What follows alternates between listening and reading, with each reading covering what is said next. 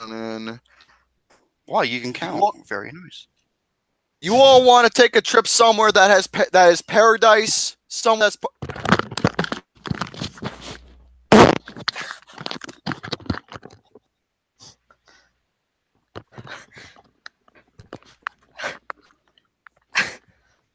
You want sick, nasty, septic-filled monkey shit.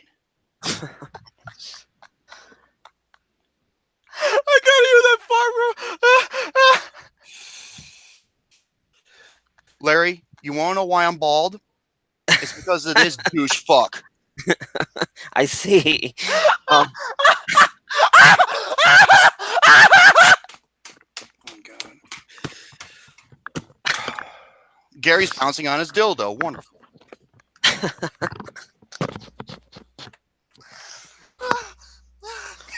BJ Mason says, I got the toilet paper for you, Gary.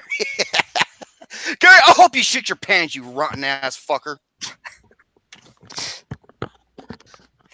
Larry, you're officially part of the show.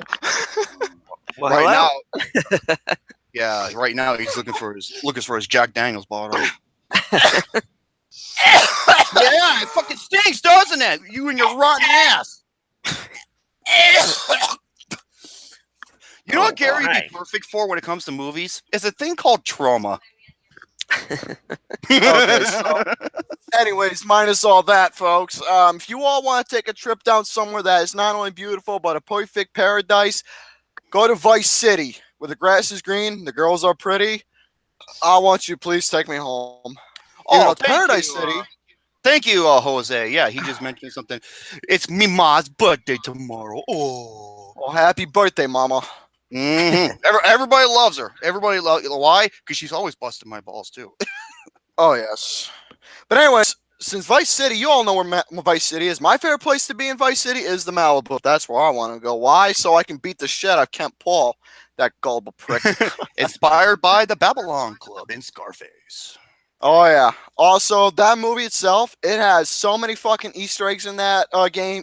You'll get it right away of what the Easter eggs are. Fucking Ken Rosenberg's Easter egg for the lawyer in Carlito's Way. Mm-hmm. The mansion where Diaz is. Scarface. I forgot the inspiration for Tommy was Tommy Vercetti. Oh hi, cocaine. How are you? I did. That game itself is fucking amazing. I've been playing it nonstop. I'm almost finished with it. I've been doing a lot of side missions, those rampage missions, those car missions. I hope you fucking shit yourself, guy. You want?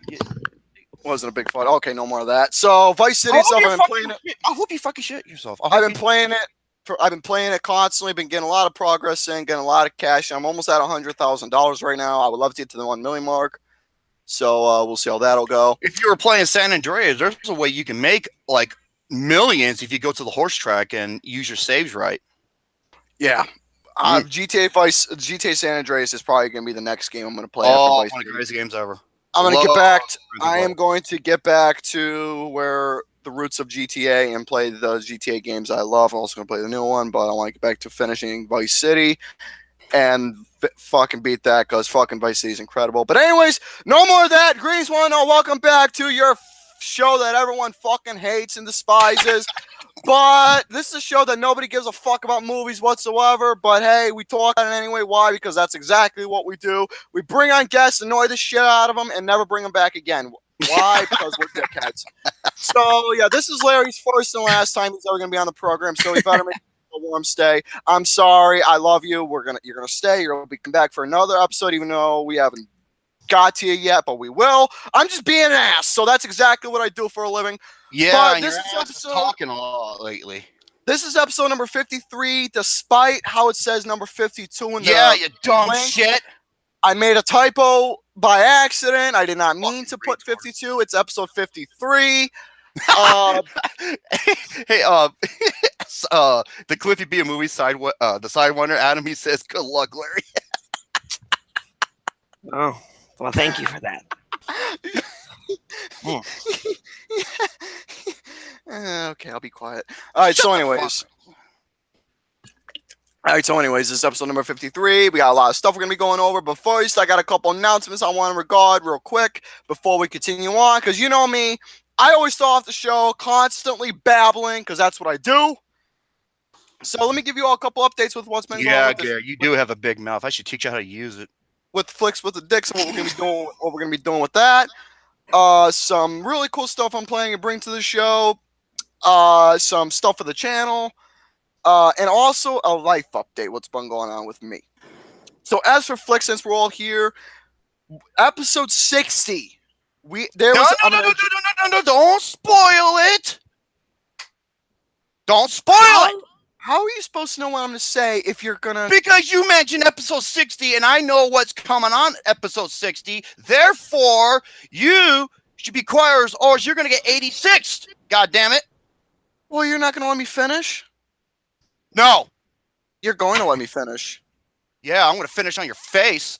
As I was saying, for episode 60, since we got a long ways to go for that episode, since we're still early within the season already, we're in the 50s. The new season of the 60s will be coming pretty soon. As for what, I'm going to like to bring in some new ideas for like 61, 62, 63, whatever it is. Because I love to get to the halfway point for 100 episodes. Mm-hmm. But anyways, for episode 60, let's just say we got a plan coming up. As for what it is, it will come as I'll give secrets along the way. But as for episode 60, we're not going to say nothing right now, but except we got something planned for that episode that's going to be exciting and fun. We'll just leave it at that. But we're not going to worry about that right now. We're going to worry about the 50s, get it done and over with, and work our way to the 60s decade where Woodstock became its thing later on. So, right now, as for... This is why you never let kids eat Percocet as candy. Yeah, it's good for you. So, as for what's going on with yours truly here, I managed to get myself a job. I work in a bakery. I work in a bakery for a living now. Just for right now until something comes up. So for right now, I work in a bakery. I'm doing that every single day. But as for next Sunday, I'm not so sure if we're going to be doing Flicks with the Dicks, because the reason is while I was on my job, boss and I were talking and something was planned out with regards to my work. So next Sunday, I do not know if we have Flicks, but if you are part of the network group, I will definitely keep you updated. If you're part of the network within the whole YouTube, I'll keep everyone updated of what's going on for that situation, but I will let everybody know and so on and so forth. So right now, next episode is on hold for the time being until I get the official award, because like I said, that plan for next Sunday is regarding to my work, so we'll have to see what's going on. But yes, episode 53, I got a lot of shit I'm going to be going over for you all. Well, not technically a lot, but I got a couple things. Honestly, all the shit I'm going to be going over for you all is just lists, because I got nothing more. I got a couple other topics, but I'm going to save those for episode 54. But right now, I got a shitload of lists. Yeah, that's why Gary can never get an Asian. Number one, he's ugly as hell. Number two, he's fat as hell. Number three, his hairy ass. Number four, he needs to clean himself. Number five, Larry, you don't think of me that, do you? No. Did you see how he paused there? Yes! Sorry, Flick Pick. I win. I like to think I'm handsome sometimes. You are handsome, You're beautiful. Thank you! Really, Gary? I don't know why I did that. That thing is a fucking toothpick. Well, I got swords. They're just put away. I got a machete. And a Bowie knife. Hey, Gary, a Bowie knife! I got katanas. But like I said, they're put away. But as for what... Adam says hashtag let Larry talk. Yeah, shut the fuck up. Let Larry talk. All right, let me just tell my topics, then I'll get to him. Let Larry have some time. Let me... What? What was that? What was that? Larry, you got the floor. Well, hello everyone. My name is Larry. Imagine that. And I come from the channel LCScreenTalk. We'll just talk about a bunch of movies over there. Lots of reviews. Uploading a list right now as we work through this. So, yeah. I have an old topic and then a topic for the future. So that's what I'm bringing today. Yeah, see, Care Bear? That's called having manners. Yeah, it's the first time I'm ever going to show manners again on this program. Shut the fuck up. I don't give a damn who you are. If it was an Asian chick, on the other hand, that'd be Oh, different of story. course it would. No, I would let her take the whole fucking floor if I have to. You wouldn't even need me to talk. I'll just be Yeah, sitting you there know why? Because she might bring you joy. Larry, if you need a joke, he'll tell you personally what it is. It's a girl I like. There you go. Oh, and she's cute as a button, too. Oh, my goodness. That's my topics. I got a list from Screen-Rant. I'm going to be going over a list that regards superhero films as for what it is. Let's just say it's upcoming superhero films that's going to be coming later this year and next year. And I want to hear what everyone thinks about these superhero films, what their high intentions are, whether it's anticipated, least anticipated, etc., etc. I want to hear what your guys have to say about it. I got two lists from Watch-Mojo. One list is about deaths that piss you off. Thanks, Alex Meyer. One list is about the top 10 worst CGI effects. Worst. And the last topic I got is a top 25 list regarding the top 25 80s/80s themed coming of age films. Yeah, better than they are now these days. Jesus Christ. So that's my topics for all. Not a lot. Like I said, I got some shit I'm going to say for next episode. Keep stuff clean and fresh for next year. So I'm done talking, fellas. Good. Be quiet. You have to yell at me. Oh, I'm sorry. Yeah, I am too. I apologize. Good. I'm sorry too. Oh, by the way, as for where Brady is, he's currently got an important errand that he's running right now, so he's gonna be showing up late for the program. But if any of us, regardless if it's myself, Tubby, or Larry, doing a topic, obviously we'll be kind, let Brett do his thing, so on and so forth, and then continue from there. So as for the lineup, our guest will go first, then yours truly here, then Tubby, then Brady to conclude us with us once and for all. Now it's time for my introduction. Shut the fuck up. Okay, now it's time for my... And by the way, I pissed in that. Oh, boy. We have Larry and Mo and Curly. Yeah, Larry, because he's the talented one. Mo, he's the fucking grouchy one. And Curly, he's the big, bald, dumb one. Makes sense. Ladies and gentlemen, welcome to episode 353, not 52, Gary, you dumb shit. We'll play more Sesame Street games. I'm taking a picture of that. Episode 53 of Flicks with the Next. Introducing, yes, LC Jr., LC Screen Talk, Mr. Larry. And we got the young, yes, Mr. Garrison. And yours truly, my boy J Money Drum. Here's what I have to offer. Here's what I have to offer. I have an interesting title. The films that... Gary, what are you doing? Nothing. What are you doing? Nothing. What are you doing? Nothing. You fucking shit-sucking little prick. What are you doing? Nothing. You fudge-sickle herpes sore. What are you doing? I'm sitting here. No, you're not. You're giggling about something. Nothing. Hey, keep drinking that Gatorade piss. Here's what I have to offer. Go over the weekend box office, brought to you by thenumbers.com. And then I have a... Jesus Christ, Gary. And then I have... Oh, I'm going to bring this one back. The shit list. Yes, the shit list is back. Larry, if you don't know what the shit list is, this is inspired by kayfabe commentaries you shoot shows where me, Larry, Gary, and everyone in the live chat will help create the top 5 worst or something. And what the fuck are you giggling about? Me, my food. I hope you shit from it in your diaper. We do the top 5 worst of a certain topic, and this one, the top 5 worst live-action video game films of all time. Oh, yeah, and this is going to be hard to do because, quite frankly, almost every one of them are bad. Pretty much. Oh, Uwe Boll, yeah, I'm looking at you, motherfucker. Okay, and then I have, Gary, what are you doing?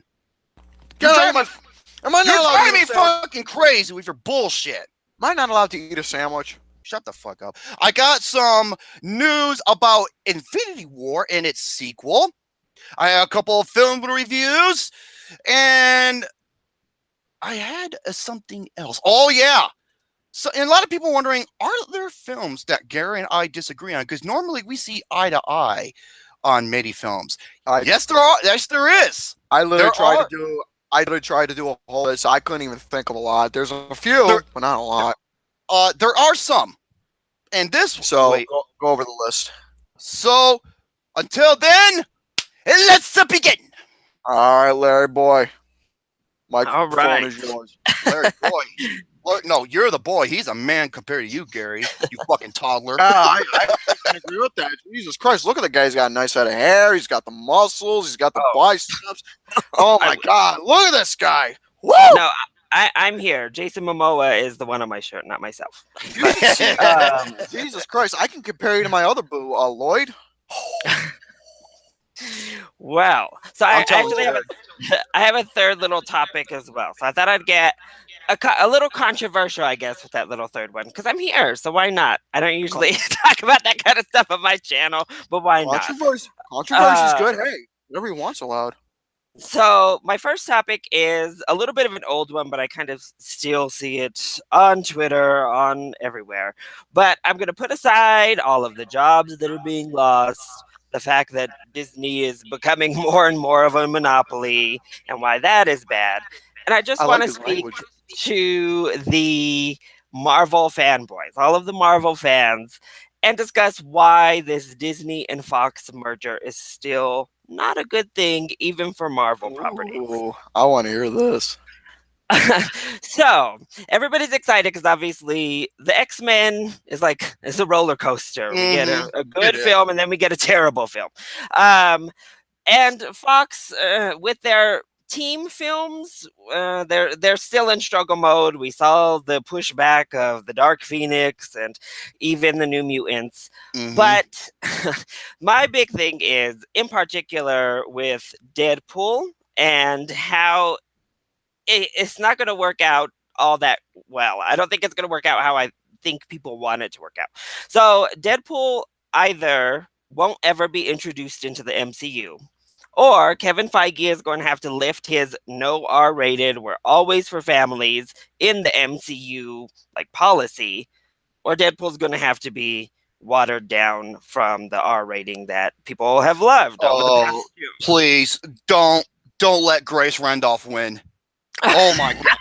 In case you don't know, yeah, we hate her with a passion. I think everybody does.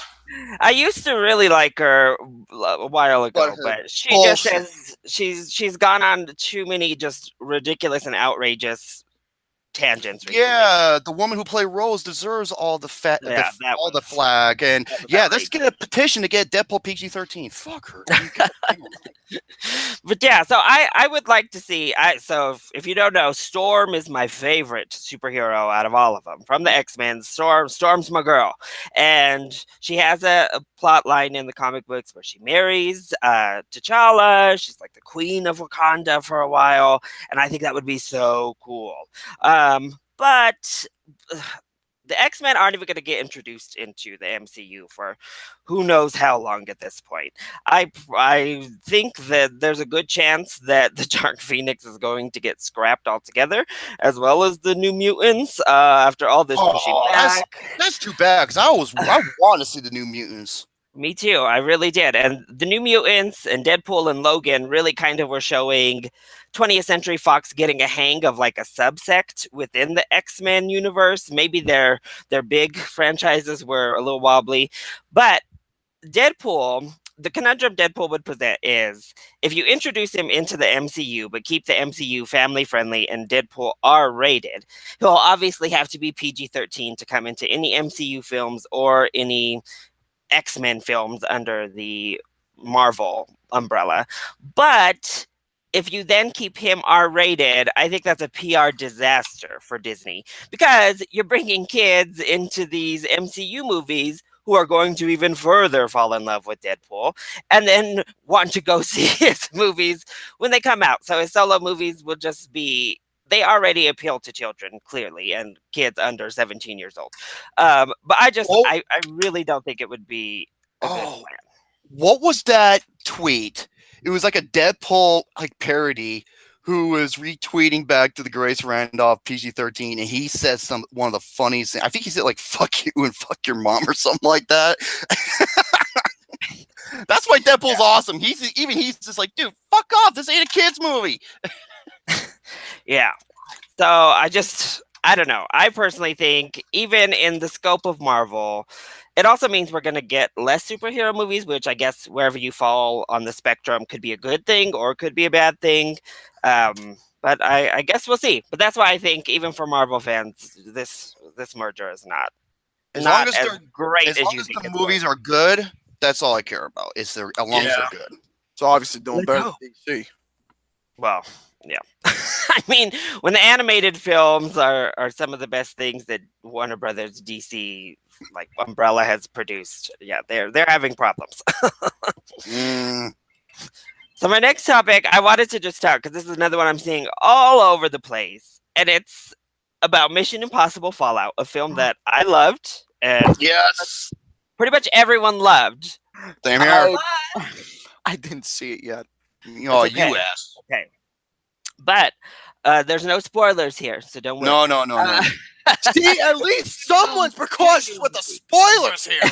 Hey, Gary, why are you wearing shades? Why not? That's my gimmick. I don't give a fuck if it's your gimmick. Okay, Carlos Mencia. Huh? What? As you were, Larry. No. Before what was that? Okay, Dan Cook. Whatever. Go ahead. I am sorry for that rude interruption. It's all good. So what I'm seeing on Twitter, so everybody is making some claims that I think, obviously are very subjective. And if that's what you believe, that's what you're all about. That's film Twitter for you. But that obviously Mission Impossible is the best action film of the decade, and then one of the best action films of all time. And I agree. It's definitely up there. The part I want to hone in on is this Oscar discussion that is currently going on. Of course, film Twitter is all about that Oscar life. So every time any film gets high rating, we jump to who's going to get nominated for the Oscars. And there are people saying if Mad Max Fury Road can get nominated for all the awards it did, including Best Picture and Best Director, then Mission Impossible Fallout had better be nominated. I'll let you speak. I'll wait. So here's my thing, is I think you're going to be sorely disappointed come late December if you believe that Mission Impossible Fallout will be nominated for Best Picture and Best Director. It's not going to be. But wouldn't surprise me. I will be very shocked, personally, if it does get nominated. So the main complaints everybody had with Mad Max Fury Road were it was pure an action scene for 90% of the film. We were on this chase scene. It was high adrenaline action, which is a very similar complaint, I guess, that could be made for Mission Impossible. Not a complaint for me, but there's a reason for it. It had logical reasoning, and they used visual presentation to explain why they're on this chase scene. Is because they were fighting for their own sake of humanity. And that's where the problem comes in, I think, for people. Is Mad Max, whether you acknowledge it as much or not, had a lot of underlying themes throughout the film that I think are a bit lacking when it comes to Mission Impossible. It's much more straightforward action, spy, thriller type of a movie. I think Mad Max had a few more things bubbling under the surface. I also think as an artistic piece, Mad Max was more of an actual artistic achievement. Their action scenes, I think, again, are completely up for debate on which ones are better. Of course, the stunt work in both are amazing. People bungeeing, whatever, on those poles back and forth on vehicles in Mad Max. And, well, Tom Cruise just being insane in Mission Impossible. But say what you want as a person, his personal life, he can be a little kooky, but as an action star, he is arguably the most dedicated action star working today. Undeniable. I mean, yeah, he's pretty crazy as a human being. But hey, the crazy translates to some awesome stunt work and action scenes in film. So hey, whatever you got to do, I guess. But I just think that the Mission Impossible doesn't have the extra few little flair factors that Mad Max had to get those nominations. So I just, that's my opinion. I don't know what everyone else thinks. I really think you're going to be sad if you're hoping and cheering for Mission Impossible to get those. I think it better get the sound categories because that sound work was spectacular. So those two, it should have on lock. I think cinematography, it has a shot at getting in there. It needs it definitely needs to get, those are the, look for the technical categories for Mission Impossible, but I would be pretty shocked if it were able to break out into the top two categories. It wouldn't surprise me at all if it doesn't. Here's what I have to say. Knowing me being one of the biggest Oscar fucking haters, to where I call them you probably heard this term, the DOFs.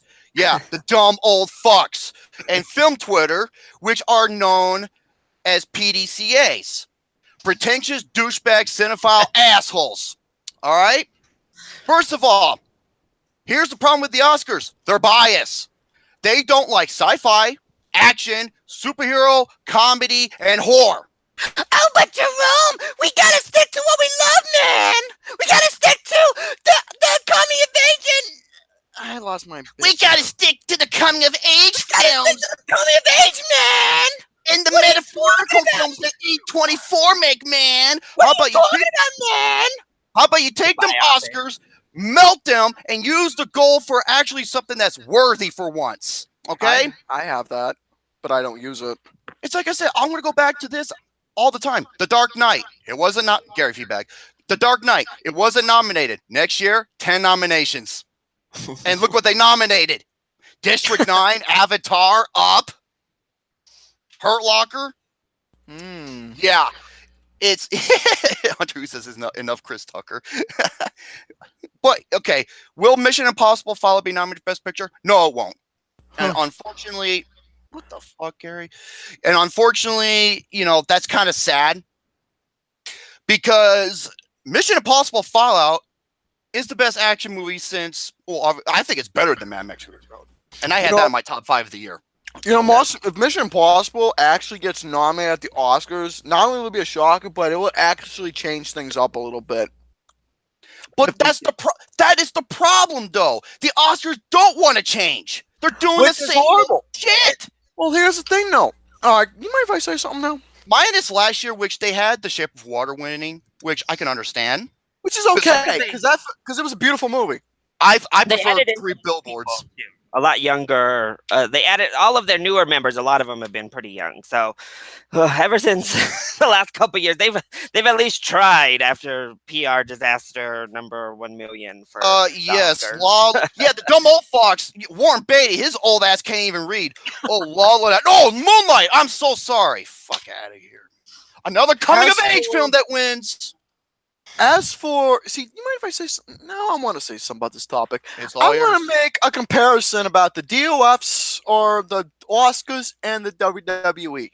I want to do a comparison with the both. Please do. Those two do a thing called same old shit. We get the same with movies. You get the same type of feel every single year. It's always the same thing that wins. All the time, whether it's a specific genre or a specific category, it's always the same. In WWE, they always try and shove that. Also, they try and shove these certain things down your throat to try and yeah. Just like with WWE. Look at Roman Reigns, for example. They have been trying to shove him down WWE's throat for fucking 4 years now. And here's the thing with the Oscars, and it's been proven before. Not all of them see all the films nominated for Best Picture, and they're still allowed to vote.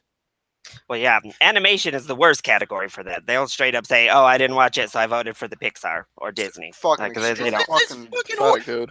as much as I love Big Hero 6, How to Train Your Dragon 2 should have fucking won. I agree.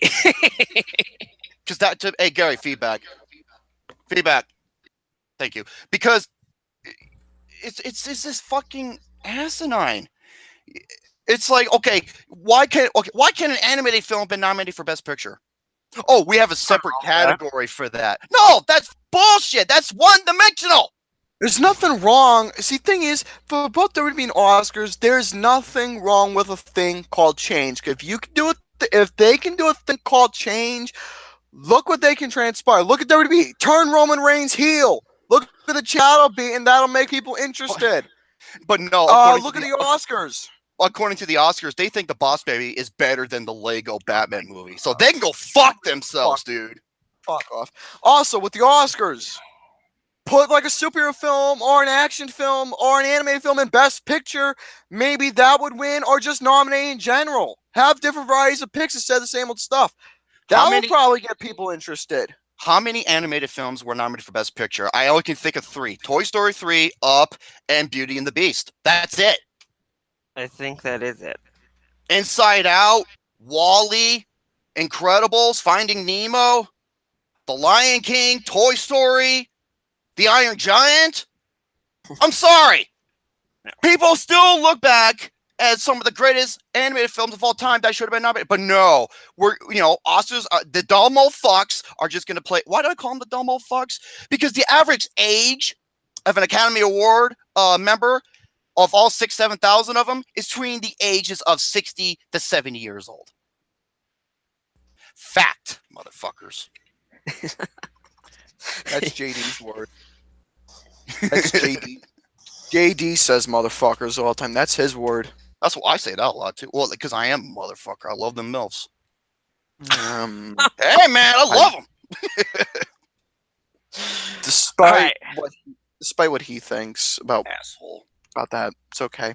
Hey, I would bang Stifler's mom. Good old Jennifer Coolidge. Hey, man, shit. She's got the big bongos. I like bongos. All right, so my last category. Sorry if you all had anything else to say about Mission Impossible. I'm good. Okay, or the Oscars. My last category is just looking ahead and doing some box office predictions for the rest of the year. That's what I thought I would do. So, see you, Cougar. I hope you're there. All right, so these are my predictions for the 5 highest grossing films for the rest of the year, just domestically. I don't have worldwide. Is this for like the fall and winter seasons? Yes, for the and I included August, but nothing in August made it on this list. A couple August releases made it on my next 2 lists. So my top 5 for the rest of the year, I don't have them in order. They're just the ones I think are Ralph Breaks the Internet. That I believe is going to be one of the biggest. I think it's getting a ton of hype. We've seen these animated sequels recently to beloved first films just go bonkers. Of course, this is not The Incredibles we're talking about with Wreck-It Ralph, but I still think it's going to make a lot of money. I also have Bumblebee. And so the reason I kept Bumblebee here, because I didn't think it was going to happen. I think that everyone who doesn't like the Transformers movies, which is nearly everyone of the last few, certainly. Yeah, they're all bad. Yeah. The trailer was better than maybe I anticipated the trailer. I thought it was going to be complete terror. Because this is what the Transformers film should have been in the first place. And it's from director of Kubo and the Two Strings. Come on. I mean, gotta pray. Bumblebee is that franchise. It's coming out in the Christmassy season. It's coming out, right around Christmas. Mm-hmm. Bumblebee's the character that kids love the most. I know a lot of people like Optimus Prime a lot, but he's been the one that they have gravitated toward. So they're not putting it out in the summer season. They're putting it out when films typically have long legs at the box office. And I think families are just gonna flock to Bumblebee over the winter season. I can see that big time. Another family film I think people are going to flock to is going to be Mary Poppins Returns. I think it's going to do very well in, obviously, the UK, I think, is where it's going to be huge. But I do think it's going to be pretty big here in the US, too. Then I have Aquaman.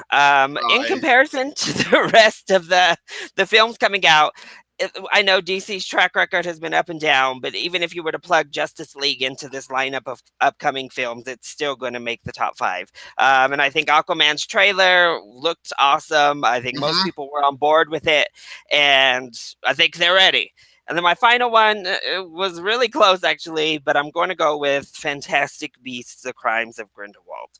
That trailer, yeah. How well did the first one do? Do you know by any chance? The first one, I think, did pretty well. I think it at least hit near 200 million domestic. I was like, I knew that first one did well. Of course, no matter what Johnny Depp does or doesn't do, these Harry Potter fanboys and the Johnny Depp fanboys are going to flock to this film regardless.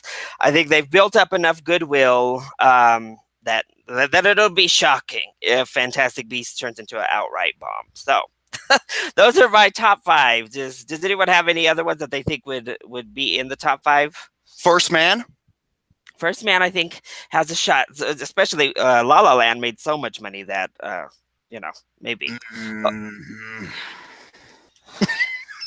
I'm not saying a word. I already got enough trouble for that movie. Well, because Whiplash, I mean, obviously was a much more targeted, smaller film. Whiplash, that oh my god, it's incredible. But that's all we really have with Damien Chazelle and his style. But we have Ryan Gosling back. It's a partnership from La La Land with those two back for First Man. It is an interesting story. Maybe it could be like the Hidden Figures of the year, this like historic space drama of some sorts. The other one I kind of thought is going to be, I'm going to save it for this next list. But yeah. Gary, you didn't have any? Oh, Aquaman! Look at that trailer! I'm not satisfied, man! Look at the CGI, man! It looks like shit, man! That's probably what film Twitter will say. Go back to sucking the dick of a ghost story. Thank you very much. Oh, but a ghost story, I mean, you can't go around with a Charlie Brown's Halloween coming to real life, man! About a movie where a ghost or a Charlie Brown ghost stares around at shit, going in back and forward in time over an area. There you go. That's the movie. You want to know what made me laugh? If that movie had actually more holes in the cloak, like in the Charlie Brown Halloween, I would have fucking laughed. You know what would make it better? If the ghost said, I got a rock, I would have been so fucking happy. I would have given a fucking 5 out of 5 to that movie. No. If he said, I got a rock because of fucking Charlie Brown. Gary, better yet, if the ghost was holding like, you know how you hold candy? It was like one of those jack-o'-lanterns with the black handle. And then when they pulled the sheet over, it was Garfield the whole time. That would make my I would have said it was the best film of the year. Great, man. It would have been my best fucking film of the year. Oh, speaking of Garfield, there you go. Yeah, I love Garfield. So, I do too, man. I'm trying to think I think the other two that almost made my list are 2 horror films that I think are going to perform really well, and that's The Nun. I think, even Annabelle, which was not good, made a ton of money. The first one? Yeah, the first one. Okay. The second one was really good. I couldn't believe it. The second one was really good. Much better than the first, I thought. Way better. And then I think Halloween is going to make a lot of money. I think it's going to do really well. So, by the way, fuck you, Rob Zombie. Go ahead. But you want to know what film that hasn't been mentioned yet? And this is one of them that's going to probably, in my personal perspective, make number 1. Bohemian Rhapsody. Oh, yeah. I think it's going to make a lot. I have a straight feeling that might be in the top 5. Probably not number 1, but might make in the top 5. Bohemian Rhapsody looks like that film. So I'm going to actually use that to segue. So I have my surprises. So the ones that I don't necessarily think might not be able to get all the way into the top 5, but are going to surprise at the box office. And Bohemian Rhapsody was on my list. I think I'm hoping that it does appeal to the wider audience. I think it will. I think those trailers have gotten a lot of buzz. Everybody who doesn't love Queen. So let me tell you right now exactly who doesn't love Queen. Fucking 15, 16-year-old millennial hipsters. Oh, who's Queen, man? Who's Freddie Mercury? How about get the fuck out of here? Yeah, Freddie Mercury, a.k.a. I work with peoples around that age. Yeah, was a talk about that movie to them. Yeah, how about who's Queen? Gary, would you be crazy? Yeah, Freddie Mercury, a.k.a. the guy with the guy with arguably one of the greatest voices in music ever. Yeah. So my second movie is one that I almost put in my top 5. It's one that I started out excited for, but those trailers have just been a mess, so I'm not excited for it at all anymore, and I'm kind of dreading it. And that's Dr. Seuss's The Grinch. I think it's going to do very well at the box office because Illumination, I don't think, has produced a bomb box office-wise yet. No matter the quality of the film, people flock to these Illumination movies. Especially worldwide, I think The Grinch is going to make a ton of money. Yeah. So I know it's going to be profitable. I wish it looked better. That's so The Grinch. Another surprise, I think, is actually going to be another animated film. I think it's going to be Smallfoot. I don't think it's going to be on the level of The Grinch or even Wreck-It Ralph or Spider-Man Into the Spider-Verse, which I'm super pumped for. I forgot about. Oh yeah, that one. That's another one I forgot to mention. That has. I mean, I hope. I'm scared. I don't know if people are gonna go on to that animation style or if they're gonna be like, eh. So we'll see. But Smallfoot, I think, will do well. It has an all-star cast. They've been putting that trailer in front of like everything. I've seen so much promotion for it. I think animals will go, or animation people and families will go to it. Jared said, "It's the year of Bigfoot, guys." There you go. Next, I have Widows, which is that Viola Davis film coming up. It hasn't got much buzz yet, but it's coming out right around the right time. I think it's going to surprise and perform really well. And then my final one is right around the corner, and that is Crazy Rich Asians. I think it's going to perform really well. Had to bring it up. You had to bring that up.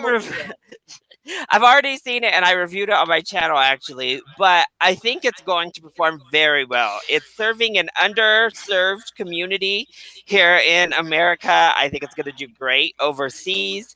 And I think it's going to play out like an old school rom-com. I think it's going to have, I don't know if it'll be as big as My Big Fat Greek Wedding was, but I have a feeling it's going to catch on a little bit like that. So that's my final pick on the prize box office. Yes. Yeah, easy. Jesus Christ, boy. Yeah, you and Scott Menzel, I reviewed it. And he said, wow, it's actually something worthy to see. Oh, I think it's going to do well. Gary, will you be there opening weekend or what? Oh, fuck, he's going to be at the red carpet. I'm gonna be that crazy son of a bitch who's gonna be wanting Constance Wu's autograph and her fucking cell number, man. Just too bad she's already, dating, with Shut the fuck up about that, you fucking cocksucker! with the one hot Asian guy. I don't want to hear it already! He looks like he could beat the shit out of the Yakuza. Oh, look at me, man! Oh, look at this! I got a six-pack! Yeah, I got a six-pack! Look at this! I got a six-pack! I'm gonna date the hottest thing. Okay, Pepsi Man, would you turn that into a GIF? And Gary, if you broke your headset, I swear to God. Gary. You back? No. Single people like me who wants a fucking hot-ass girl like that, no! They just have to date the hot-looking guys, the ones who's got abs and muscles, and the ones who don't have a good heart like me. Yeah, like me. 18-inch arms. No, I don't give a You! Stay the fuck out of this! Yes! I'm Constance Wu, man. I'm desperate for you. Constance who? Constance Wu. I'm desperate for you. What about your conscience? Well, hopefully this helps like catapult Constance Wu into a bigger star. I think she was really good in the film, so. Okay, Gary, Sophie's Choice, and they use this actually as a phrase. Sophie's Choice, Constance Wu or Jin Tae-in. Oh yes, you have to choose. And yes, that is me doing the voice, by the way. Wow. Jin Tae-in or Constance Wu. It's like one. It's just as bad if you wanted to see a dream match between Kairi Sane and Asuka. Which one? More wrestling. I would take. Oh shit! What was that other wrestler? I forgot what her name was, but Gail Kim. Gail Kim. I take Gail Kim any day of the week. But yeah. Crazy rich Asians. All right, so now these are the ones I think that are going to bomb. These are like my top 5 picks for box office bombs of the fall and winter season. Kicking off with the latest Disney live action bomb. It's going to be Nutcracker in the Four Realms. I think I agree. I think it's going to perform horribly. It looks so much like Alice Through the Looking Glass visually. And we all saw how that film did. It was terrible. I think there's a hope that it could be at least decent, but I think it's going to bomb. I also think Robin Hood with Taron Egerton is going to bomb. Again, there's a small potential that maybe it catches on, but it's giving me performance-wise like King Arthur, which was a box office bomb. I think it's going to perform not even as good as that film, so we'll see. AKA a live action video game. Or it was pretty much God of War times what's that called? The button action sequences? That's pretty much what that movie was. It's like you gotta wait for the right time to press the X button. Then I have Mortal Engines, I think is just going that tears me up, man, because that has so much potential. I think it does. I think it looks like it could again be really, it could be good, it could be really cool. One, I think they're really deceptive with their marketing because they're not even putting the director's name in any of the marketing. They're literally saying from Peter Jackson. It's from one of the guys who did he was one of the main art directors for Lord of the Rings. It is from the same group of people who made Lord of the Rings doing Mortal Engines. And Gary, what the fuck? Suck my spinning steel, shithead. That movie Bad Taste. If you've never seen Bad Taste or Brain Dead, Peter Jackson's early work, go see it. It is unbelievable. Suck my spinning steel, shithead. I kick ass for the Lord. See, yeah, that's because that looks like it's like a mix between Lord of the Rings and Mad Max put together. Yeah, I think they've done a weird job kind of marketing it so far. So maybe they'll get it together as we get toward December. But plus I think there's a lot of fantasy looking stuff coming out around that time, and fantasy is very hit or miss at the box office. So we'll see. The House with a Clock. That fucking Lars von Trier movie. Put a bullet in my head. And Eli Roth, another person I can't stand. He's making a family movie. Oh, yeah. That's like that. I think that one's gonna bomb too. The Clock with Jack Black and one of my queens, Kate Blanchett. But see, amen, dude. Oh my god. If I was Thor, I'd be like, I don't care if you're my sister. Wait, what? What did I say out loud?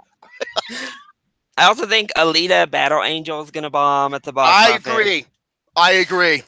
They moved it, and moving it to December, I don't think was a good choice. I think it should be like maybe a February release. No, it's going to get killed in that time frame, and those visuals need a lot of work before it's released, and they don't have much time to do it. So, Matt Montana actually brings up a good point. What about Creed 2? I think Creed 2 is going to perform really well. I think I don't know that it's going to be top 5. I don't think it can compete with like the biggest of the blockbusters, but yeah, I think Creed 2 is going to do really, really solid at least. And then I think our next big bomb is coming here within the month, and that's going to be Alpha, that prehistoric movie. The guy like the Neanderthal guy befriends the wolf. I was seeing trailers for that like back in February. Yeah, it was supposed to originally be released early in the year, and then they moved it all the way back to now.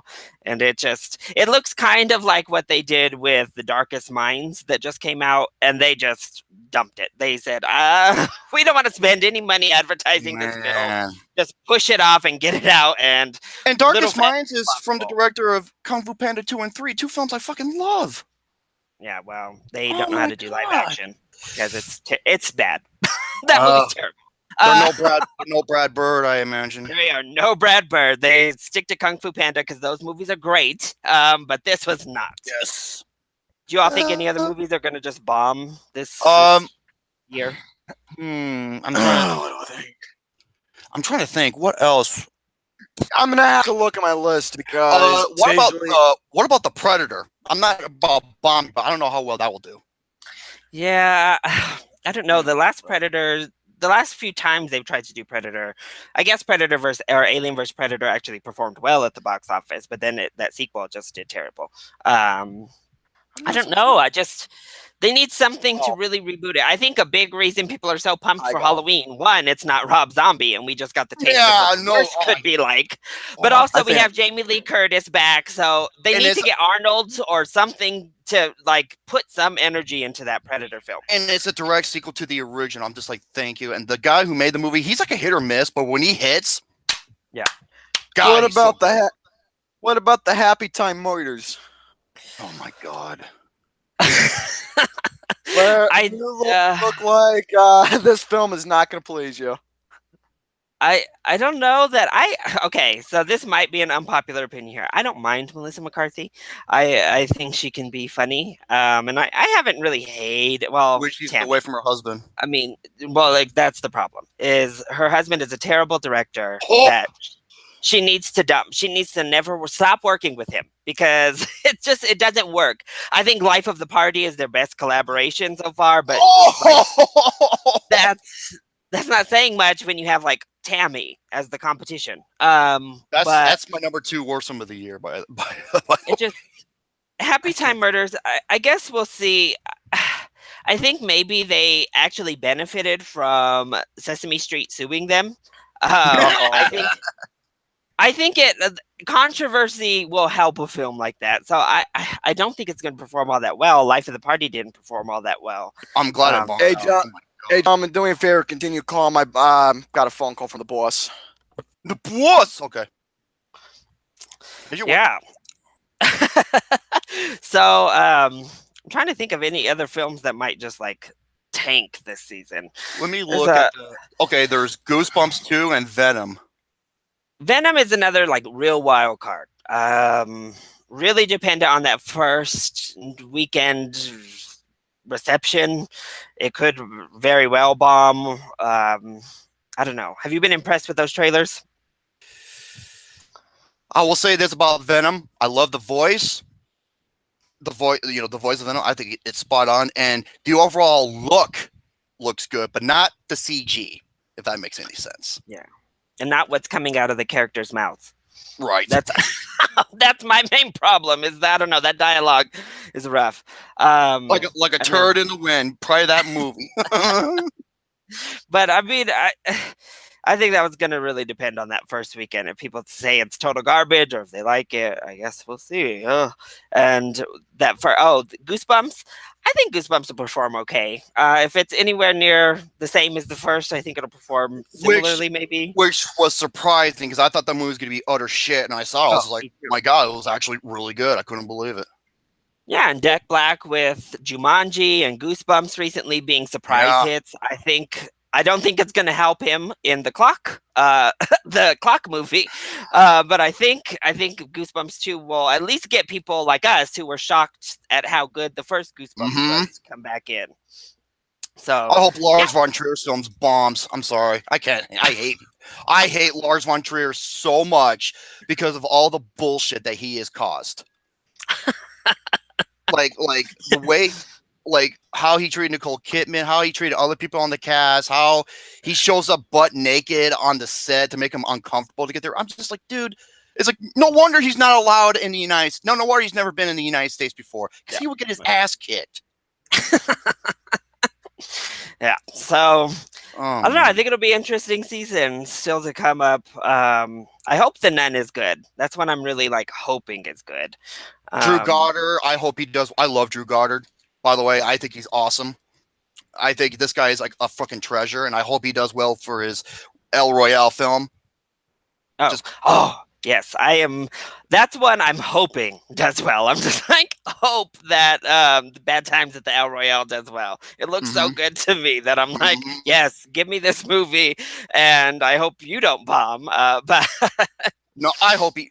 Well, his last couple projects were very well. I mean, Cabin in the Woods. I adore that movie. He wrote The Martian, one of my favorite sci-fi films ever. And he's done some other work I'm very admirable for. So I'm just like, please, hope you do good, man. Plus, there's no way the budget on that film is huge. So I mean, it doesn't need much. It's got a big ensemble cast. What's up, Garrett Bear? Well, let's just okay. Monday and Tuesday, I'm only working morning shifts. For the rest of the week, goddamn. Oh boy. Well, I got a lot of shifts, but hey, dude, all right with it. Make that money. The good news is, I am not working on Saturday. I got off the weekend, so I'm fucking happy. I'm sorry. Well, just sell your ass Saturday in the corner. Yeah, that's what I said when I saw your ass. Yeah, I'm sorry, gentlemen, for that. I had to take care of stuff with work, so this might be going on. This is going to go on every Sunday where I'm going to get a phone call. It's all about the schedule. Motherfucker. That's all the topics I had, really. Okay, I like these topics. They were fun. I did too. I enjoyed them. What? Get back. You or me? Me. You went first last time, so. Oh, I did win first last time. All right, go ahead, Gary. Yeah, first off. Oh, you motherfucker. What the fuck, dude? Are you fucking kidding me? Did you shit yourself?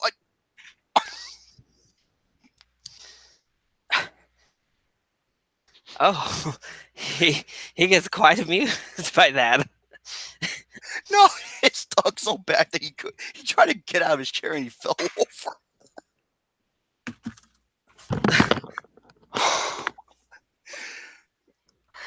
No!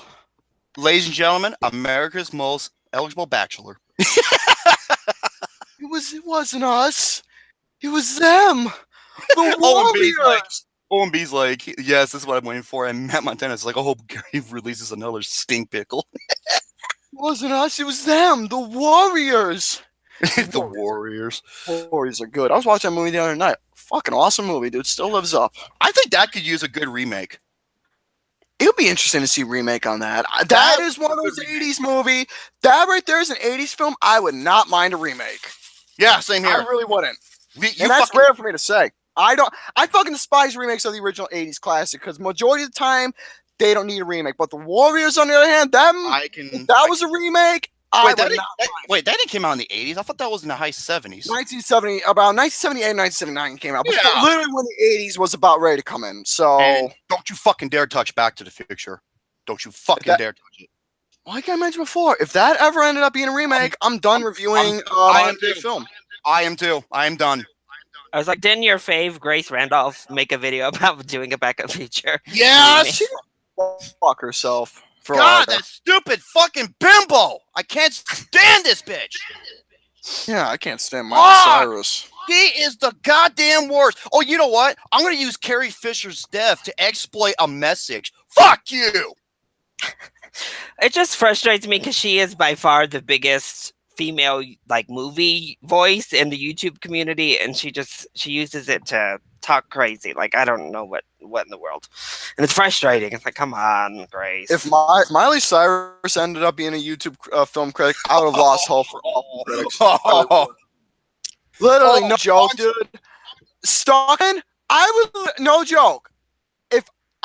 Here's the thing though, for Miley Cyrus, I would seriously be praised fucking Chris Stockman if Miley Cyrus was the fucking voice for females of film community. I would have chose him. Yeah, there's a long story. I don't like Stuckman either, but there's a long story behind that though. Also, yeah. Hans Zimmer never made a memorable musical score. Yeah, maybe because you're deaf. I'm fucking deaf in my right ear and I can still hear it. By the way, this is my new phone. It's an LG. Are you drinking milk? It looks like milk. Me? Yeah, you. No, it's just in a cup. My Broncos cup. What are you drinking? Can I have some? It's just Coke. Oh, Broncos. I'm still not over how you beat the Packers in '99. Hey, Larry. My Larry Bear, you can. I'm Gare Bear. That's my name. I didn't say Gare Bear, you dumb shit. Hold on. I'll be right back. Yeah, go get your baby for him, you little turd. Still, John Elway and Terrell Davis, they're badasses. I will say that they deserve that win. Oh, hello, Christine. I'm drinking vodka. God damn it, James. So while Gary, Okay, I'll never forgive the Seahawks for humiliating us just a few years ago. So well, they I don't know humiliated. if I'll ever get over it. They I'm all about humiliated the Packers too.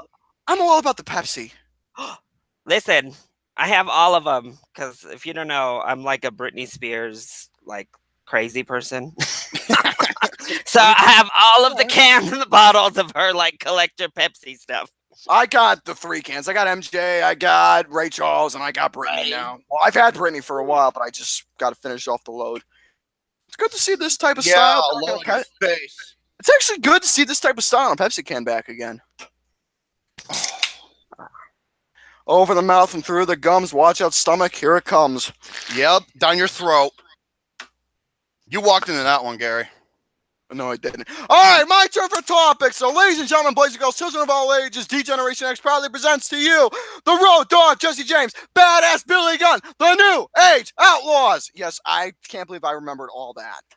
Well, yeah, because it was the Attitude Era. And no more fucking wrestling punts! Put the pieces into the slot, make the right selection, but be quick, all we wear. Wow. You'll never get an erection, you limp dick fucker. Okay. I have an erection Yeah, right that now. rhymed too, didn't it? Right now, I'm Larry's always- looking for his pills. Like, nope, that's empty. Nope, oh, No. like me. Oh. Hey, I'll buy you a beer after the show, all right? So it's all right. All right, but anyways, as for what my topics are for you all, like I said, all the shit I got for everyone literally is just lists. You're Because welcome. Yeah. Thank you, Shano. So, for all my topics I have for you all, since I have 4 lists for you all, 2 of them are Watch-Mojos, the other 2 are one from Screen-Rant, the other one's from that website I found. So, what would you like to hear, folks, gentlemen? The Screen-Rant list, the Den-Of-Geeks list, or one of the 2 Watch-Mojos lists, which is one of them is deaths that pissed you off, or That the one. top 10. Okay, the top 10. Actually, no. Hold up a second. Let me hear what the live chat has to say real quick. There's like a 15-second pause between when you do live. The live chat saying, Gary, just shut the fuck up and just start doing it already. No, they're just saying shut the fuck up in general. Okay, that's bad. Okay, that's all right. It's all right. Oh, even OMB said it. Death that pisses you off. Yep. All right, That's got cool. that pissed you off. Okay, so gentlemen, here's what I got for you all. This is Watch-Mojo's top 10 deaths that pissed you off. Pretty much movies surrounding particular deaths in movies that pissed you off that you didn't want to happen. But you know how when it comes to movies that were good, every death has a reason why it happens in a film. Whether it's a sacrifice or a hit or something that what they were doing to that was meant to happen, etc., in a film. Destiny or something sad to give a raw emotion. So on and so forth. All right, so anyways, number 10, Joe Brody from Godzilla 2014. Joe Brody. Oh, fuck, what's his name from Breaking Bad? God damn it, what's his name? Jesse? No, the actor's name. Walter? The old one. He plays, Bryan Cranston, yes. That I can somewhat understand because he's more of a supporting character in the movie. Speaking of supporting characters, some of these are supporting characters, like number 9, for example. This one, on the other hand, Johnny Cage, Mortal Kombat Annihilation. I mean, why? That movie fucking sucks! Why are we mad about anything other than the movie being made? Like, who cares about the deaths in that film at all? Not really. Especially with the whole idea of the remake that's supposed to happen or reboot, but that was covered. Oh my god! And Johnny Cage's not even in the remake, which is stupid. That topic was covered a couple episodes ago. I think episode. Yes, it was. Was it 51? Yeah, episode 51 it was covered in, or 52. I can't remember one, but it was one of those 2. But anyways, number 8. This one upsets me a lot. Mako Mori in Pacific Rim Uprising. Actually, I didn't see it. Are you fucking serious? That's on the list. It's another one where I didn't really care about anything that happened in the film. I care about her! Oh, I wonder why. Pretty girl does not need to get fucking killed! There's another pretty Asian in that movie, though. I thought she was pretty. Oh, the cat bear. see what Larry's doing. He's catching on now. He's catching Yeah, on. and I'm loving it. I'm proud because that's good. That's good. Oh, Pick up. That's glad. I'm glad. I'm glad. Yeah, But anyways, some shit. number 7, Scott Summers or Cyclops, X-Men: The Last Stand. What's his name, Gary? Scott Summers. No, his X-Men name. Cyclops. Who's this Cyclops?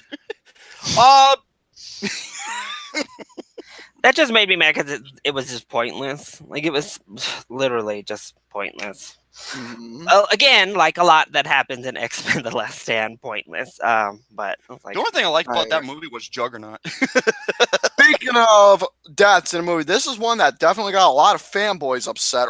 Excuse me, not fanboys, goons upset. A lot of Star Wars goons upset. Oh, wait. Okay, it better not be who I think it is. I think it is who you think it is. Is it Han Solo? No. Oh. Luke Skywalker from Star Wars Episode 8. Okay, first of all, are people fucking dumb? There's a reason why he died. Yeah, everybody knows about the Star Wars goons or that Jesus, were they not fucking paying attention? You know why he went? Because he was finally at peace, and he used up pretty much all. It's been a long time since the movie came out, and he used up all of his powers to save the people to the escape. Jesus H. Christ! Pay attention. Basically, it was like a sacrifice. I have to say, when you first started, I thought you were going to say Admiral Akbar, because I know that the fanboys were like pissed about the way that Akbar died. And it's like, really? That's what you're going to hone in on and try to buckle down on? Well, look on the bright side. I mean, thank you, Victor. That makes perfect sense. And I mean, look on the bright side. We can have tuna fish sandwiches for leftovers. I don't like. Well, it looks like I'm gonna die then. I don't like tuna fish. Oh yeah, you can't eat seafood. Thank you. And Rey is the last Jedi. Thank you very fucking much. Unless I can't eat seafood unless I'm allergy pills, but that's a different story. But yeah, their fan base this was number 6. This was a big one right here for a lot of those goons. Number 5, all the characters in Transformers the movie, 1986. I wouldn't say pissed, but here's the thing about it. It was heartbreaking. But that's engaging. That's engaging elements right there. So I don't know why you'd be pissed about it. Number 4, this one didn't piss me off because there was a reason why. General Zod from Man of Steel 2013. Oh, here we go again. There's a reason why. Over there. There was no purpose why he needed to die, man. It was unfair. Yeah, there was. Fucking and you saw Superman's reaction. He didn't want to kill him. No, but dude. if he did it, he would have killed that innocent family. That Zod, he was just like, you know what? Fuck everybody. I'm just going to burn those son of bitches to hell. And if Superman didn't do nothing, what do you think was going to fucking happen? Are people this... Oh... People are this stupid! Everything has... Are people this fucking stupid? Everything has a reason, dude. Here's the death scene that would piss people off. Optimus Prime and Revenge of the Fallen. Because it was meaningless. Oh, we're going to drop his body from cranes onto the concrete court. Mm-hmm. But yeah, General Zod, Man of Steel 2013, by the way, which is my best superhero film. I love Man of Steel, not Batman v Superman. It is my best superhero film of this decade, by the way, just to let people know who didn't know. Fucking love the hell out of Man of Steel, dude. I wish I had that big Steel book or whatever it was. Oh, I have it. I want that so bad, dude, because that is that limited collectors. Where the hell let it go? Yeah, that. It's like it's in the logo. It's in the S, yeah. And the movie has attention to detail on everything. How, when, why. And Batman v Superman, there wasn't. Number 3. This one had a reason, and it was heartbreaking, but it served up. Jack Dawson from Titanic. When Leonardo DiCaprio sacrificed himself for the love of his girl. First of all, you know how people... Okay, I'm going to debunk this right now. A lot of people are going to be like, where there's 2 people... They could have fit 2 people. There was enough room. Stop. When Leo tried to get on that door, what happened? The door started to sink. The door could not support the weight of the both of them. So he sacrificed himself to have her live on. And it was worth it to him. So basically, as long as she goes on to live a happy life and meets someone for herself, lives a happy life, he pretty much has nothing else to prove to her except as long as she lives a happy life, and if she does, he's happy. He's got nothing left to prove. He saw, so much promise in her, and he loved her, and that's why he sacrificed himself. Okay, you wonder why I fucking hate film Twitter? It's because of shit like this. So, like I said, every film has a reason. You just gotta watch the fucking movie to understand and not make bullshit up. Yes, there was enough room to have two people on, but it couldn't support the weight. It was sinking for them both, so that's why Jack did it. Oh my god, people! It even shows you fucking hell, people. Oh my god, where's my fucking bat? Where's my middle bat? Number two, Benjamin from Night of the Living Dead, 1968. Okay, it's the end of the movie. However, that is something that was one of the reasons why the movie got an X-rated, is because of that last shot. However, and George A. Romero was like, you know what? Fuck you. I'm going to show the movie how I want to show it. And he left it in there. And that last shot left such a memorable, left such a remembrance in your head, and you still haven't forgot about that. No, it's just one of those scenes that sticks on you forever. Yes, and I applaud him for that. Just like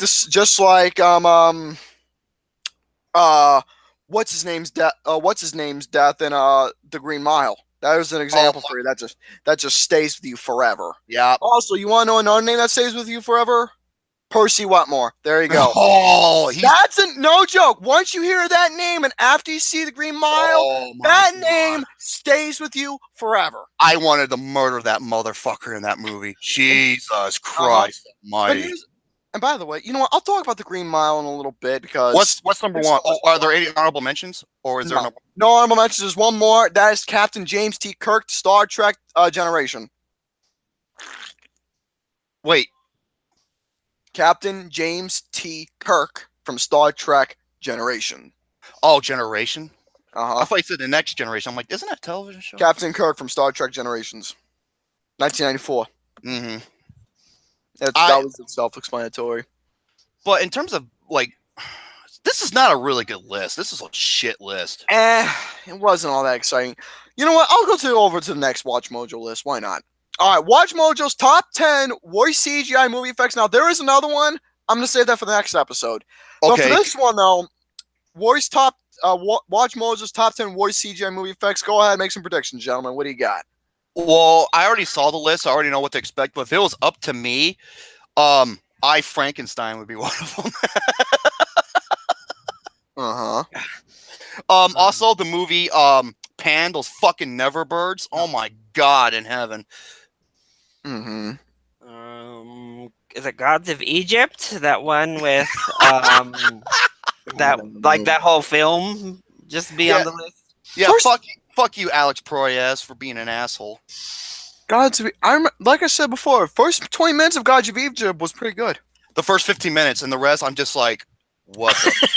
Okay, the first 15 minutes, I'm still like, okay, it's promising, and then they start turning into fucking Transformers and shit. I'm like, what the fuck is this shit? I had no comment. Okay, top 10 worst CGI movies from Watch-Mojo. Number 10, Agent Smith Battle from The Matrix Reload. Yeah, the big fight where they all look all goofy. I love the fight scene, but yeah, it's like, yeah. You can tell. Number 9, Dog Seekers from I Am Legend.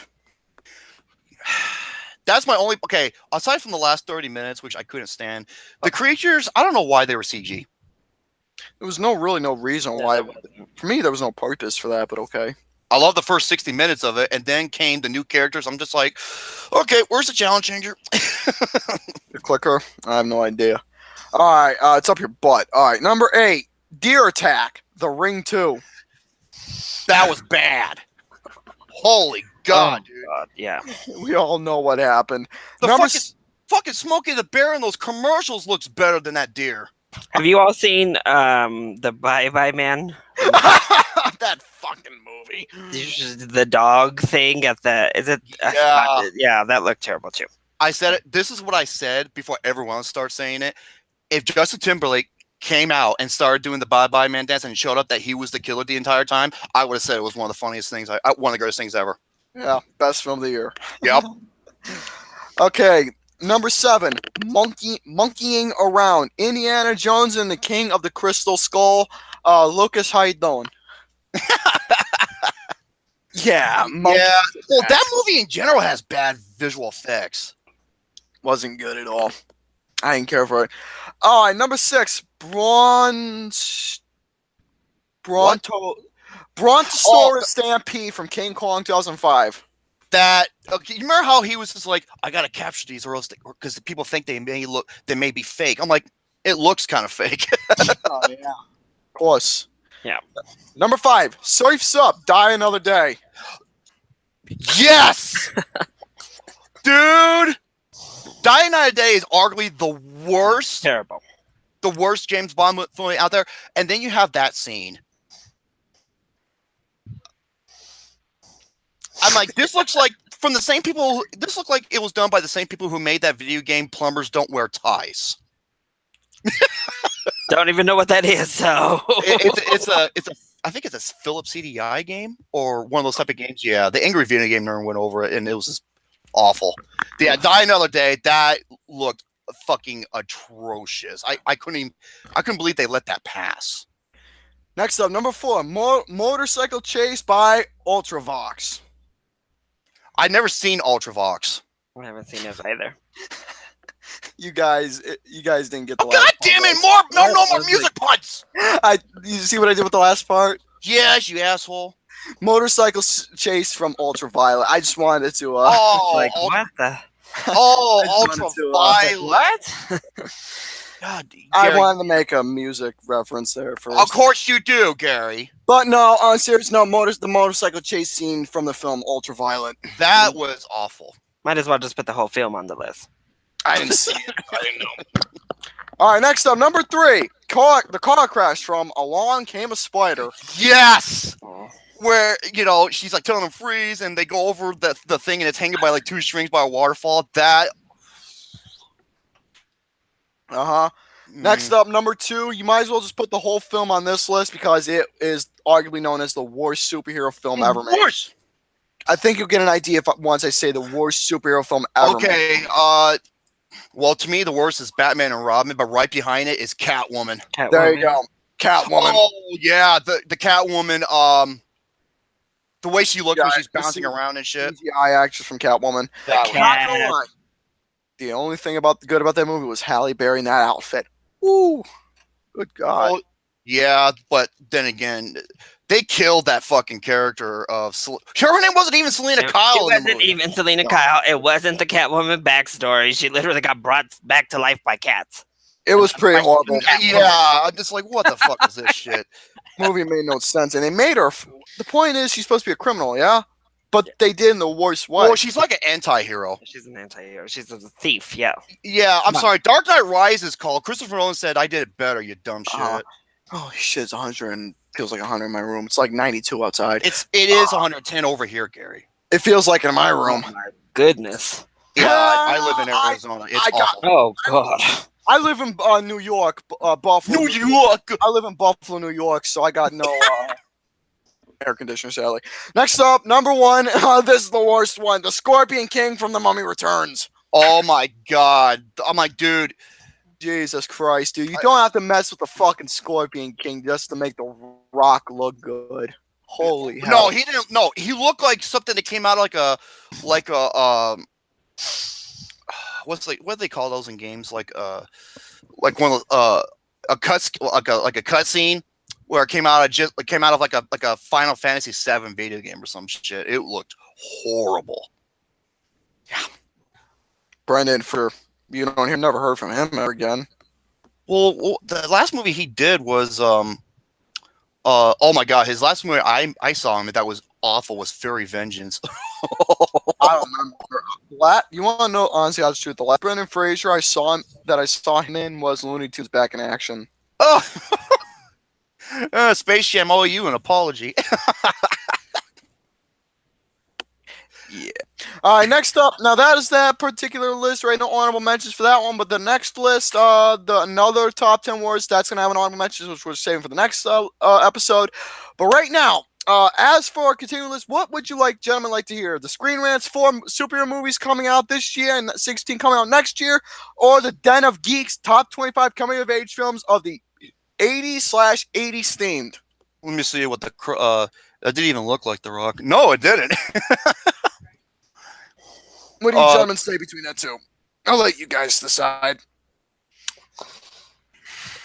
Where the hell is Brett? I'm surprised he still hasn't been on here, and it's been almost 80 minutes. One people said the Den-Of-Geeks list. Okay. Anyone else? One says Screen-Rant. Okay. You know what? Between the two, I'll choose the superhero one. See what you. Okay, so superhero one, Screen Rants, 4 superhero movies coming out within the remainder of this year, and 16 coming out next year. So basically, I'm just gonna go over these lists. I want to hear what everyone has to say about if they're anticipated for, if they're not, or what their particular perspective is, etc., and so on and so forth. So number 10, 2018. This is this year. Number 20 is Venom. Yeah, I'm mixed. Like I said, I'm mixed. I'm mixed too. Optimistically nervous. That movie, on the other hand, Venom looks fucking terrifying. Does it look rated? Is it rated R? I don't know. It doesn't say rated R on here. So. Venom, on the other hand, I don't know. Because if it was rated R, I would be looking forward to it. Actually, I mean, it can't be worse than Topher Grace. So at least there's that. I'm sorry, Eddie Brock, before he became Venom, he was a big dude like me. He was. He was like in a bodybuilding and shit too. Topher Grace looks like a fucking pencil neck gimp. Look at fucking Spider-Man 3, dude. He was a pussy. Number 19. God. Next. Number 19, I really don't consider this to be a superhero film, but apparently it's supposed to be like one of those. This film, on the other hand, I actually am looking forward to because the first one was good, second one I despised, third one somewhat got my attention, and that is Glass for next year. Okay, I am one of the biggest M. Night Shyamalan haters out there. That guy, he's a hit or miss with me. There'll be if I see a movie of his, it's either going to depend if it's going to come off good or it's going to come off bad. He's a hit or miss director with me, and there has been a few movies I've seen that were good. One of his biggest ones was The Sixth Sense. I love that movie, and Unbreakable. Everything else is some of the biggest pieces of shit I think I've ever seen. I fucking hate the rest of his movies, so that's all I have to say. Unbreakable. Well, Larry, what do you say? I'm intrigued with Glass too. I wasn't quite as excited as a lot of people were for the first trailer from Comic-Con, but I thought it looked good and at least kind of introduced what was happening. So I hope it's good. I will give you that. All right. Thing is, I wasn't that excited. I'm not like everyone else who's fucking jerking their gherkin or fingering their willy or fucking fingering the willy whacker. Ow! Fucking. Why would they be fingering that? I was talking about the women. A willy whacker? That's not what a woman has. I don't have a proper name to say the ding-a-ling ween. Yeah, that's a transsexual. You fucking idiot. For a woman, it's called pleasuring the. What's the next one? Just move on. I'm about to lose my goddamn mind. Larry, just to let you know, I'm one of the biggest, stupidest people you'll know. No, he is. Oh. How you doing, sweetheart? Dude, he's so dumb. He's so dumb. He makes Forrest Gump look like a Yale graduate. Cause he was a fucking graduate, dude. Number 18, Hellboy, next year. I want to see that. I'm looking forward to that. Again, I like the first two. With Guillermo del Toro. A little bit sad just because he was so championing Hellboy for so long, and now he's not even doing the new one. It's got one of my favorite jokes. What was in the second one where he was with his buddy and he's about to sing. He's like, "What are you singing?" He's like, "Oh shit, looks like I'm gonna need a beer too." It's because Hellboy was so funny, but he knows how to beat someone's ass. And this one looks more sinister, so we'll see. I'm looking forward to it. For some reason, every time I look at Darth Maul now from the first Star Wars movie, I just keep into the Great Muta. That's actually awesome, dude. It's Larry, if you want to know what the Great Muta was, he was a wrestler in Another wrestling fan. Go fucking figure. Actually, you just brought him up. Darth Maul should have been on that list of things deaths that pissed me off, because that was pointless and it never should have happened. And he was the best thing about the movie. It was the best thing. That they should have never brought in Count Dooku at all and just had Darth Maul be the second Sith through the whole series. But, whatever. Yeah, that was not bad. I actually like that. All right, number 17, X-Men Dark Phoenix. Well, if it comes out, if it doesn't get canned, I didn't hate Apocalypse as much as everybody else did. Personally, I thought it was fine. I thought it was all right. I don't know. Well, I thought Michael Fassbender gave the best performance as Magneto. Yeah, I mean, he's great. Both he and James McAvoy, I think, are really good in this whole new little trilogy they've got going on. I don't know why they brought Jennifer Lawrence back for the Dark Phoenix again. But yeah, again, what we have to compare it to is The Last Stand when it comes to the Dark Phoenix storyline. So, I mean, you can get worse, I'd say. I don't think that's as bad as you can get, but I have a hard time seeing them getting worse than that. X-Men Origins. Well, there you go. I recommend watching the unfinished film because that is so much fun to watch. Oh my god. Probably doesn't look all that much different than the finished version, really. All right, next movie. Now, this one is going to be probably on my anticipated list for next year, and that is Captain Marvel. Hell yeah. I am so for it, dude. Brie Larson looks fucking... you are fine as hell, honey. So y'all liked that little green stocky suit she had on? From the set photos? Mm-hmm. Oh, Jing Tyan. Jing Tyan was in this movie, man. No. All right, next up, number 15. Number 15, Spider-Man Into the Viperverse. I thought Spider-Verse? Wait, Into the Spider-Verse. I thought that comes out towards the end of the year. Yeah, December. That's for this year. Yeah. I want to see that. That looks amazing. I am so pumped. Number 14. Ooh, this one should be up there a little bit. Avengers 4. That's number 14? Number 14 for 2019. That's my second most anticipated film of next year. Are you fucking kidding me? I mean, who's not excited for Avengers 4? I'm looking forward to it. I am. Big time. Number 13. This is like writing the movie Big all over again, except the superhero. That is Shazam. Love the trailer. This movie looks like it's big. It's going to be big all over again. Like, Tom Hanks. Well, that's kind of how the origins were and the way they play it out. It's just like, this is too amazing. And it's from the guy who did Annabelle Creations and Lights Out. I can't wait for it. So this film is going to be looking funny. Number 12. Wait, hold up. I want to hear what Larry has to say. Oh, for Shazam. I think it looks fun. It was another trailer that I wasn't quite on the full hype train after Comic-Con. I thought it looked fun. I'm not the biggest Shazam fan as a character. So I'm looking forward to getting introduced to it. He's different, but it's kind of funny that he's the second most powerful character in the DC. Don't say DCEU. Just say I'm not gonna say DCEU. No. Just say full DC universe. All right, number 12. This one might have my interest. I am not too sure. Number 12, Gambit. I don't have any interest in it. Okay, if I already think that the Dark Phoenix and New Mutants is getting canned, I think there is no way that Disney keeps Gambit on the board. I mean, how many times have they pushed this film back? I think Channing Tatum is still kind of a weird choice to play Gambit.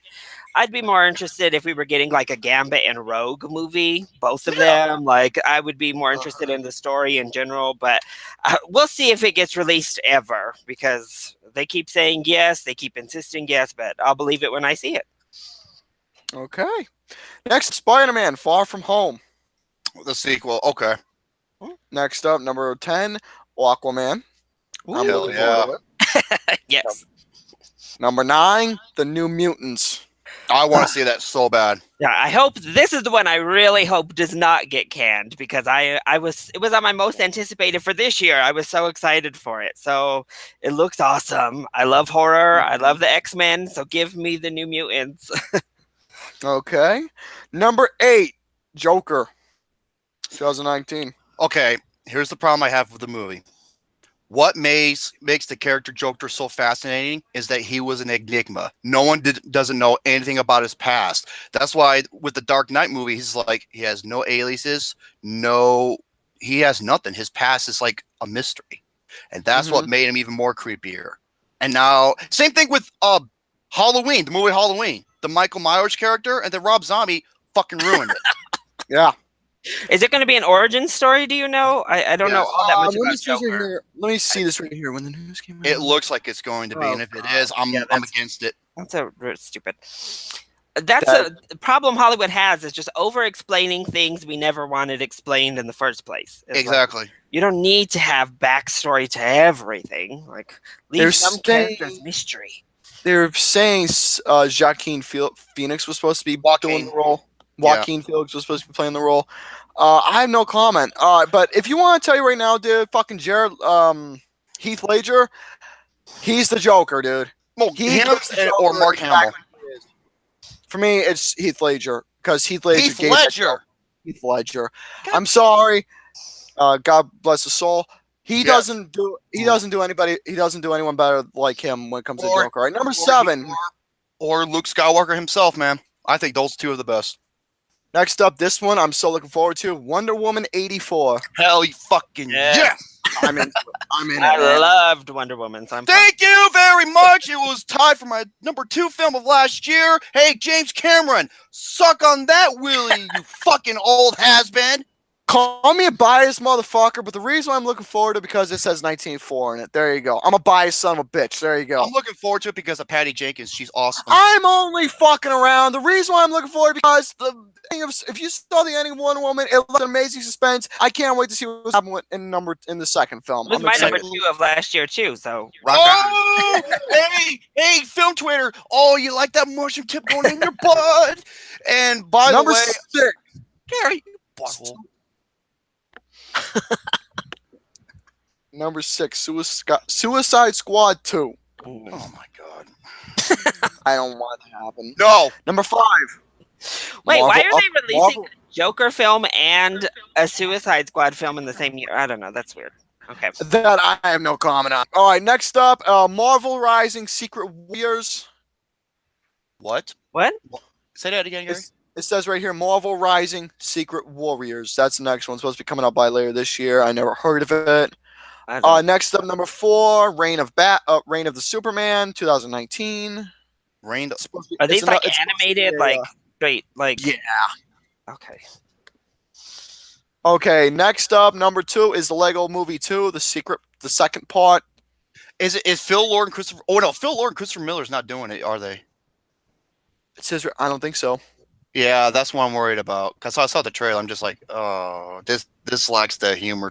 What the fuck, Gary? You will not believe number 1. Out of all the picks, you will not believe number 1. All right, number 2. One of my second most anticipated film for next year is John Wick 3, Parabellum. Yeah, it's in my top 5 as well. I can't fucking wait. Number 2, baby. I fucking cannot wait for this movie. It would have been number 1. Really broad definition of superhero film. Lego Movie and John Wick being on here. I mean, it's a pretty broad definition of superhero. He actually makes a good point. What the fuck is number 1? Number 1, this actually gives this whole list a fuck you, and that is Charlie's Angels. Okay, first of all, you have this fucking movie. It's directed by Elizabeth Banks, who I cannot fucking stand as a filmmaker. Yeah, this is higher than Avengers. This is higher than New Mutants. This is higher than Wonder Woman. This is higher than Captain Marvel. This is higher than Hellboy. What the fuck?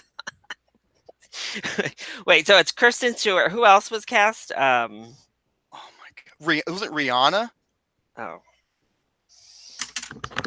This is the biggest fuck you of a number 1 that I've ever heard since doing this show as a number 1. Wait, Gary, what are your thoughts on Lucy Liu? Other than the Tree of Life. Wait, what are your thoughts on Lucy Liu, by the way?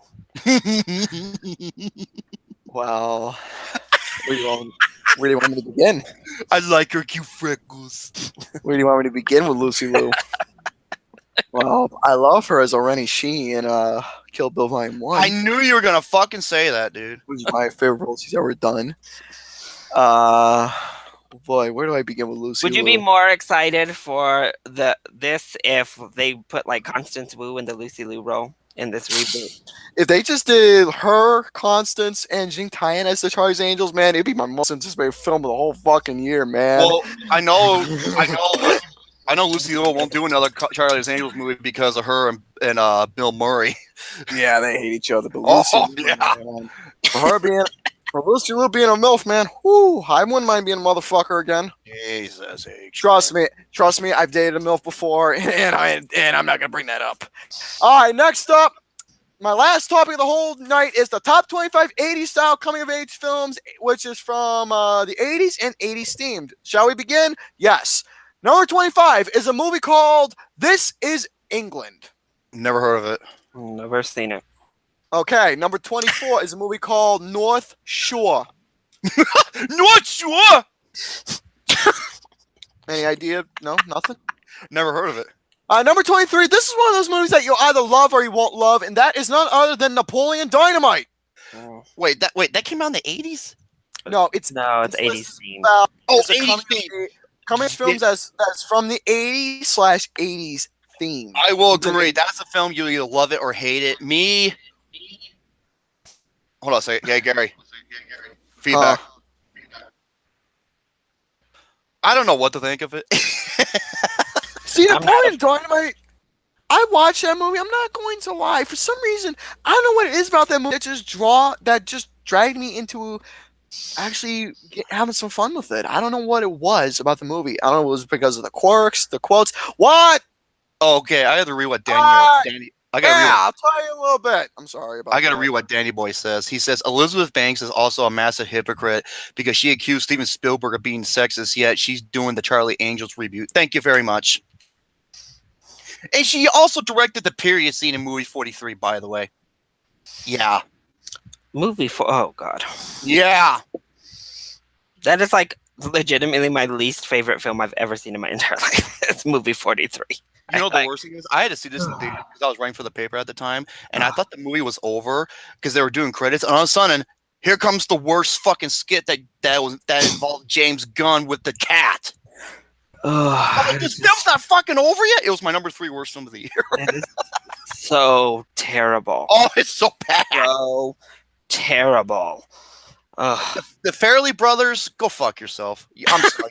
You're has-beens, dude. What the fuck happened to you? You were the king of the 90s in comedies, and now you're just king shit. I'm glad you guys are carrying good conversation while I'm doing this because... because you're away. Oh yeah, Napoleon Dynamite. I was like, what was this? I'm sorry, Gary. I'm sorry, you will get that cute Asian chick in the future. Is that better? I hope. Number 22. A fucking Richard Linklater film I hate. That is Everybody Wants Some. Oh god. Everybody Wants Some? I was not a fan. I hate that movie. Oh, good. I'm glad I found other people who hated it because I thought I was like the only one. No, you're not. It came out because I did not get it. I did not get the love for Everybody Wants Some. We hated it, dude. I did not. Gary and I gave it a 2 out of 10. I gave it a fucking 1. Yeah, we both despise that movie. We don't like Richard Linklater, except School of Rock. I gave that movie a 6 out of 5, dude. I love School of Rock. School of Rock is awesome. Phenomenal. Number 21. by the way, my all-time favorite quote: "Your homework is to listen to real music." There you go. See, that's why that movie's awesome. 21. A movie called Teen Wolf. Oh, with Michael. Oh, goddamn, what's his name? I'm so bad with names. I am too. Marty! All right, number 20, The Outsiders. I knew you would love that pick. That is, dude, Ed has one of the best cast roles I've ever seen in any 80s film. Outstanding fucking cast. You had Rob Lowe. You had Patrick Swayze. You had Tom Cruise. This is before Tom Cruise was like in those big stars. He was a supporting character for a lot of films. You had Matt Dillon, I believe, too. Matt Dillon. You had a lot of amazing characters in this film. You had what's his name? Karate Kid. Ralph Macchio. Yeah. Next up, number 19 is a movie called Adventureland. That's a good movie. That's a really good movie with Kristen Stewart. Really good, dude. Really underrated. Next up, number 18. Now, this is a movie I thought was incredible. Pump Up the Volume. Oh, is that with Christian Slater? Yes, it is. And this is the movie where it surrounds records and music. No, it's about he plays a guy who was like on the FCC's most wanted list because he's doing this, underground radio show that people look up to him, and it was like a rebel type show and everything. Yeah, that's actually that's. And plus, here's the thing about this movie, though. Not only do I love you want to know what I love the fuck about this movie? Again, bias much, I know. Mm-hmm. It was the fucking. Hey, it's never hurts to be subjective once in a while. It doesn't hurt. No, they're subjective and bias. Well, both. All right, so for this case, I love the fucking music. I love the fucking music he played. Next up, number 17, Wet Hot American Summer. I've never seen that. Number 16 now. Oh, James, you fucking troll. Number 16. What'd he say? Digital records over digital music over records. What I'm going to do is I'm going to pretend I did not hear that. So anyways, number 16 now. If you want to talk about coming of age films, I love those type of coming of age films where it has one of two things. One, characters you have so much sympathy for that you want to improve. So for example, The Color Purple, that was a coming of age film. That movie was done right because you have characters and a particular story surrounding that character that you want to improve for themselves. And then you have those coming of age films that have a plot to it. This is one of them. The Karate Kid. Yeah, love it. Fucking love the hell out of that movie. Fuck that remake. It's just as bad as that from Detroit. Remake. Just fuck that it's just as bad as that. No, Gary. Don't you fucking start about that remake was fucking garbage and you know it. We're not going into that right now. Just wait. We will. Later we will. Hey, Gary, Giuseppe's there. Hey, Giuseppe, how you doing, buddy? Oh my God, just Giuseppe, I'll have more Doom videos for you. I will. Mm-hmm. All right, next up, number 15, The Sure Thing. That was an early Rob Reiner film.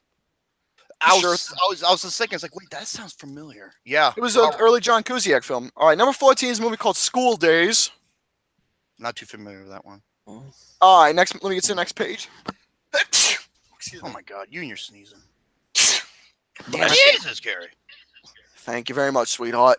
All right, number 13 is a movie called Son of Rambo. That's a damn good movie. Gary, Son of Rambo. Yeah. All right, number 12. That's a really good movie. I never seen it. Next up, number 12, The Squid and the Whale. I have not seen that movie. Squid, Fat Man. I've heard of it, but I've never seen it. I'm the squid, Fat Boy's the whale. Well, that's a big penis, isn't it? You know that penis is going to up your butt, Gary. Number 11, dude. Once I see this scene, dude, I'm going to tell you right now, once I meet that special agent in my life, dude, I'm going to fucking be like John Cusack. Say anything. Go to the house, hold the fucking boombox over my head and play In Your Eyes by Peter Gabriel on his album Soul, which I do have on cassette and record. I'm more than fucking prepared. Say anything. Deadpool 2. Say anything. I know they did it as a parody in the movie, you dumb shit. I know, I saw the movie. I love Say Anything. That's like one of the best romance films ever. Love the hell of that movie. Touching as hell. To me, it's arguably for me the best John Cusack film. I will agree. I think it is. I think it is the best John Cusack. Number film. 10, Super 8. That's J.J. Abrams. I love J.J. Abrams. Other than the ending, which I was not a fan of, love it. By the way, reason why there's none of those other ones from Monday, this is all about the 80s, and I'm loving these picks, dude. This has been a good list so far. Picks. This has been a damn good list. Aside from Everybody Wants Some, love this list. Minus number 4 and 5. This next one should be in the. Well, actually, this is in the top 10, but I think this should be in the top 6 at least. Number 9, my fucking best film of 2016, and one of my best films of this decade. Actually, Sing straight. It is my film of the decade for the time being. That is one of my films of the decade, and that is none other than Sing Street, dude. Yep. As soon as I saw this movie, I fucking fell in love with it.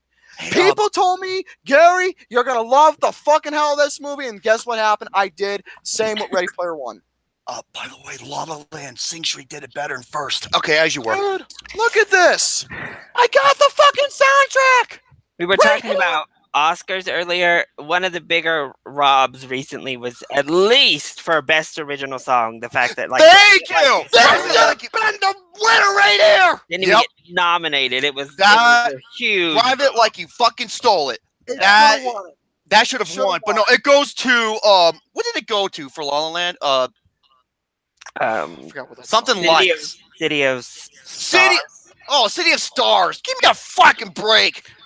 Drive It Like You Stole It deserved it. That was the winner, yeah. Number 8, Ferris Bueller's Day Off. I love it. That's a great pick. Love the hell of that movie. Number 7, and by the way, I got a funny story to share about this. Next pick. It's funny that I'm talking about it. All right, number 7 is Fast Times at Ridgemont High. No joke. When I went to Subway earlier to get my sandwich, the guy who was serving us, his name was Spicoli. Oh my God. It said so on his name tag. I asked him, dude, I'm going to ask this weird, but how did you get your name? Because it reminds me of a certain movie known as Fast Times at Ridgemont High. And you know what he said? That's exactly how I got my name, because my parents loved the hell out of that movie. So there you go. I wonder how many times his father watched what's his name come out of the pool with the red bikini. I don't even know. But dude, Fast Times at Ridgemont High, fucking Sean Penn, man. I love the hell out of him. You dick! He was like the best thing about the movie. Oh, he was. Because he was a smart ass that you kind of like. You dick. All right, number 6. Pretty in Pink. That's like one of his greatest. That's like one of his all-time favorite movies. Oh my God. I don't know what that was. It's one of my all-time favorite movies ever. Have you seen Pretty in Pink, Blair? I have seen Pretty in Pink.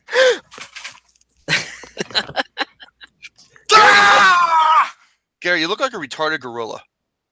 I'm sorry. Number 5 is Billy Elliot. It's a musical about this kid who his father wants it's about a boy named Billy who lives in a strict house, especially putting up shit with his father, because his father wants him to be a tough boxer, but Billy wants to be a ballet dancer. Oh, so Billy Elliot. That's a change of pace. That's a fork in the road if I ever seen one. Yeah. Billy Elliot. It's actually not bad of a musical. It wasn't that bad of a film. What are you gonna do, son? I'm gonna do some ballet. Fuck you! You're gonna box. Number 4 is a movie called Mystic Pizza. Oh God! The Julia Roberts film? No. That over all the other ones. Sorry, that's a no. Number 3 is anything. Number 3. This is like arguably the best coming of age film ever. Is Stand By Me.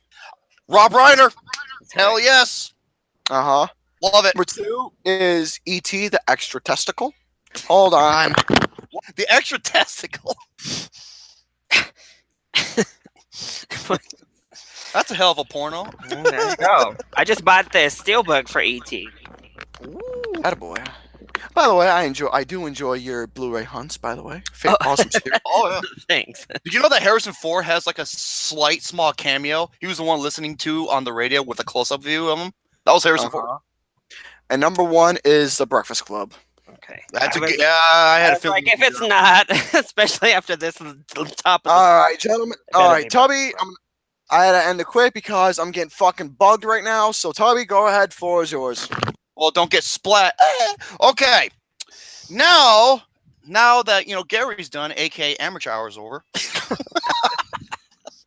Thank you, Alex, for that one. Let's go over my topics, shall we? Here we go. Throw that away. Let's go over the weekend box office. The weekend box office brought to you by numbers.com. Why the numbers.com? Because fuck Box Office Mojo for the numbers.com gives you the most precise, accurate, and reliable numbers. Let's dive in, shall we?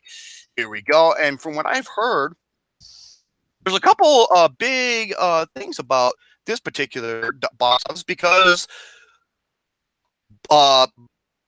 Black Panther surpassed the $700 million mark domestically. Yeah, I saw that. It's really shocking. It's been out on Blu-ray for how long now? Disney kept it in those theaters until they got that record. And it came in at number 72, and it's in 25 theaters. Yeah. But hey, I'm glad it got there because it's been so close for such a time. I'm like, yes. And Avengers Infinity War is close to 680 million. So yeah, Disney has been kicking ass and taking names, so to speak. Yeah. Especially with those two films. Now, as for the latest releases, Death of a Nation made 2.325 million. That's not even on my radar. Well, and that's Darkest Souza. He always is releasing these, political documentaries that are crazy, slanted, and just ridiculous. I'm not even going to pay attention to him, honestly. And then The Darkest Minds is opened up in 3,127 theaters and only made 5.8 million. Yeah, I think I saw that it was like the 11th worst opening for 3,000. But that's, like I said, 20th Century Fox just dumped that. I don't think they advertised it again after they pushed it back, and that shows. Coming in at number 5 is The Equalizer 2. Sony Pictures film made 8.83 million. It's in 2,725 theaters, and it's close to 80 million. I have not seen The Equalizer 2 yet, but I will pretty soon. Number 4, oh, for fuck's sakes. Number 4 is Mamma Mia, Here We Go Again. How about we don't? 9 million, 9.09 million. I saw it. Oh, God, I couldn't stop. It's in 3,359 theaters, and it's made an overall gross of 91 million! Yeah. Wait, so you saw Mamma Mia over Equalizer 2? What's the story there? Oh, no, I didn't see over it. I just saw what was available. Oh, okay. Number 3, this is a new release, and I am not looking forward to seeing this movie. Oh, my God. The Spy Who Dumped Me, the spy who took a lava dump all over me. 12.35 million. It's open in 3,111 theaters, and it's, I don't know what its budget is, to be honest with you. Number 2, I want to see this because this looks adorable. This looks really cute. Christopher Robin, the Christopher Robin movie. The live-action Christopher Robin made a little over 25 million gross, and it's open in 3,602 theaters. And number 1 for the second week in a row, yes, Mission Impossible Fallout. I don't mean the Fallout games by Bethesda, mind you. From Paramount Pictures, it has grossed 35 million approximately, opening in 4,395 theaters, and its overall gross domestically is almost 125 million. And worldwide, I think it's doing even better. Let me see what's make worldwide for Mission Impossible Fallout. Let me go over here.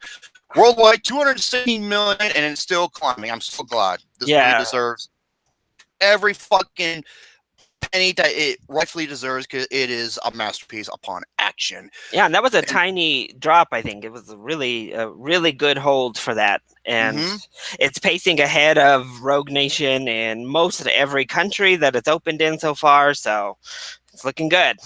Deserves every a penny. And wait, hey, Garrett, where'd you go? He's still gone. I was hoping Christopher Robin would be a little bit closer to 30 million, but 25 is still a respectable opening. But what was it? What were the predictions of what was going to open? I think Disney projected it right around 25, but the industry kind of projected 25 to 30. Okay. As for my other topics, I can't do them without Gare Bear here, the little dingleberry. God damn it. But you know what? I think I'll do this one because I don't know what Gare Bear. I gotta save the one when Gare Bear comes back. Okay. Let's do the shit list, ladies and gentlemen. Yes, the shit list. Inspired by kayfabe commentaries usually when they talk to Jim Cornette when he talks about his shit list of the top 5 worst people in the wrestling business, which was awesome. You need to check out, by the way. So for that, I adapted the idea, and now we're gonna go over the worst live action video game adaptations of all time. And folks, this is going to be the hardest list to do because I don't know. There's no shortage of these fuckers, just like cockroaches. Like you try to kill one, but 2 more show up. It's like the Hydra. So, people in the live chat, go ahead and list some of your suggestions while I'll write them down. And obviously, my boy Larry here and I will go over some of them. Now, the first one that comes to mind is Uwe Boll's Postal. Oh, God. I mean, for him to make jokes about 9/11 and why they deserve that is such horseshit. Yeah, it's bad. It's fucking bad. Yeah, speaking of Uwe, I lost my thing here. Hey, people in the live chat, where'd you guys go? You awake? No? Okay. Another one, Alone in the Dark. Another Uwe Boll film. My God. Yep, he is pretty awful. And then of course, you got the classic Super Mario Brothers. Oh, yeah, terrible. Yeah, 2 Italian plumbers. One's played by a guy from Britain, and the other guy is played by a Latino. Continuity, ladies and gentlemen. Okay, the original Street Fighter is bad. The Legend of Chun-Li is worse. Oh my God. I don't think I've ever seen it. Oh my! It's like a prequel to the original Street Fighter, and it is so god awful. Oh my lord! Silent Hill franchise, Resident Evil. Okay. Either Resident Evil Retribution or the Final Chapter. One of those 2. Ugh. Paul W.S. Anderson. Yeah, W.S. Worthless scrotum. Oh my god. Oh, the Resident Evil franchise. One of the 2 franchises who refuses to die. Oh my god. Yeah, and the way the movie ends, I don't think it's going to die. Mortal Kombat Annihilate. Oh my god. Yeah, Liu Kang turns into like a dragon that looks like made out of cardboard. Like the first one I can have some fun with, the first Mortal Kombat, but that Annihilation, woof. Just no fun to be had. Like it just is terrible. And it's funny that the woman who plays Sonya is not even the same actress. Oh God. Sandra Hess plays this in the sequel. Silent Hill franchise. Yeah. Silent Hill. Oh, both of those movies are bad. Yeah, but I know there's worse. Oh, I'm surprised no one hasn't been naming some shit down there. It's only C.A. Cougar. Okay. I know there's more. I'm trying to think. I'm trying to think of all these other ones. What was the name of the second Tomb Raider Angelina Jolie did? Oh, The Cradle of Life. The Cradle of Life. Oh, again, the first one actually I thought was fine. It held the standard for a while. The very low standard of the best comic book film to me for a while. But that second one was just so like boring. Oh, wait. Was this based off of a video? No, it wasn't. And that was based off a television show. I was about to say Dragon Ball Z Revolution, but no, that was a television show. Otherwise, that would be number 1. Yeah. The Tekken movie? I have not seen the Tekken movie. Me neither. Oof. Some of these I avoid at all costs. Let me see here. Terribly sorry. What's been going on, gentlemen? We're doing the... Oh, go ahead. Oh, yeah, we're doing the worst comic book movies. Video game. See, I screwed it up. Holy shit. Okay. So, do you have any suggestions, I mean? Get Bear. No, I don't, because since I missed the whole topic, I can't give anything. Oh my goodness, Get Bear. Oh my god! How do I forget this one? Doom! Well, dude, if you got a fucking job now, you gotta do certain things to get prepared. So there you go. Okay, they had a couple of Resident Evil films. Oh my god! In the Name of the King, another Uwe Boll film. Goodness, why do people keep giving him money? Why did they let him make so many movies? I forgot how he gets money, but it's like I don't know, it has something to do with taxes from where he's from or whatnot. Blood Rain, another Uwe Boll film. This whole list is probably gonna be Uwe Boll film. Oh my god, this might have to go in the top 5. Max Payne. Oh my God in heaven! This guy went on. I believe this guy went on to direct I Heart 5. Oh. Yeah. Anything else? Get back. Like I said, I missed the whole topic, so I got nothing. Fellas, please don't mind me. It's just stuff I got to handle for work. Understood. I never seen Dead or Alive. House of the Dead. That's another Uwe Boll film I have not seen. Cradle of Life is rated pretty bad on here. Yeah. Hitman the Hitman games. Yeah, those were terrible. But the ones that we named off, I think were worse. Yeah. Street Fighter: The Legend of Chun-Li was on this top 10 worst list. Oh. Mortal Kombat. Okay, let me try to figure some sort of out here when I'm like doing the top 5. Okay, for the top 5, Mortal Kombat Annihilation has to be on here. Yeah. Yeah, I agree. Yeah. High profile, just terrible.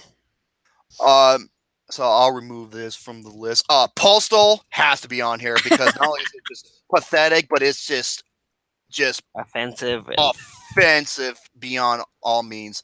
Yeah. Oh my God! I can't believe I forgot about this movie. Oh, this movie's so bad. Need for Speed. Oh. Yeah, Need for Speed. More like yeah, meth. It was what? Oh God. The only good thing about the Doom movie was Rosamund Pike's nipples in that film. Yeah, Doom. Oof.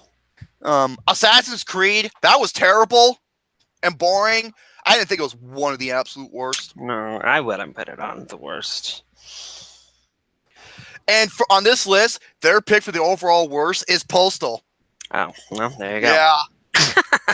Oh God, Postal is fucking awful. I gotta have at least one Resident Evil movie, but I'm trying to think which one. A lot of people will say the final chapter. For me, Resident Evil Retribution, I think, is the worst. But the final chapter, that is like the worst shot action movie I've ever seen. I was gonna say, it just looks terrible. That just looks terrible, but what makes Resident Evil Retribution so bad is the way they do the credits. They play him, and then they play him in reverse, and then the movie starts. And the movie has so much slow motion, especially with Mila Jovovich, because Paul W.S. Anderson just behind the camera jerking off, watching his wife doing shit in slow motion, right? I'm shit you not. So folks, okay, we have Resident Evil 5 or 6. We got Super Mario Brothers.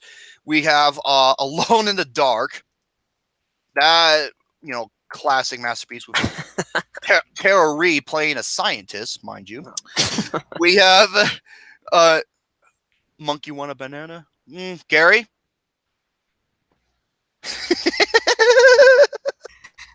As soon as I got back and turned my headset on, that was the first fucking thing I heard was a monkey one. And I'm asking you, when Gary was so Gary, what do you suggest? Okay, we have two in the. Would you pay attention, Gary? Pay attention. No, pay attention. I have a job now, and I'm trying to get things. You can shove that job up your big, hairy, fat keister. Hey, I'm doing a thing called earning my keep. Well, we're doing a show here, you motherfucker. Yeah, I'm not getting paid for it yet. That's not the point. All right, what the fuck's the topic? Larry? Do you have a cattle prod to shock me? I'm trying to figure out how many hours I'm working, so go ahead. Okay, we're doing the shit list on the worst live-action video game movies of all time. And we have two. Doom is one of them. You got to have the Mortal Kombat up there. Mortal Kombat Annihilation.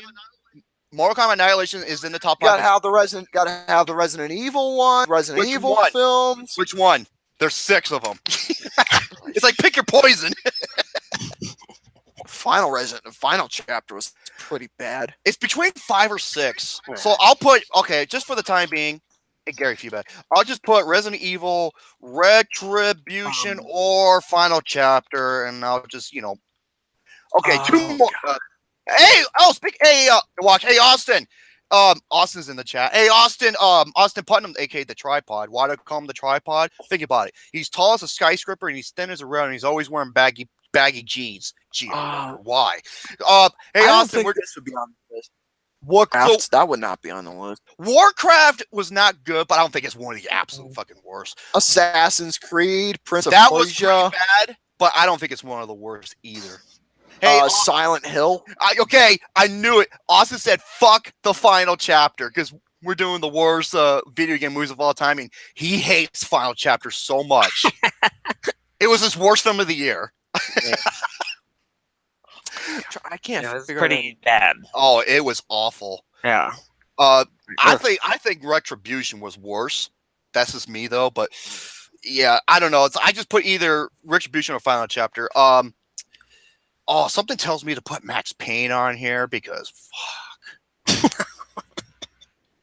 A sequence where Mark Wahlberg does a backflip, and he does a shotgun blast, and that scene lasts, I don't know how fucking long. I'll just stick with the Rockstar game video game. Okay, Super Mario Brothers is a classic for how bad it is. It's terrible. I fucking hated Doom so much because look at me. I'm like one of the biggest Doom fans on the face of the earth. I mean, my avatar is what Gary created me as Doom guy. Go to episode 15 for more on that.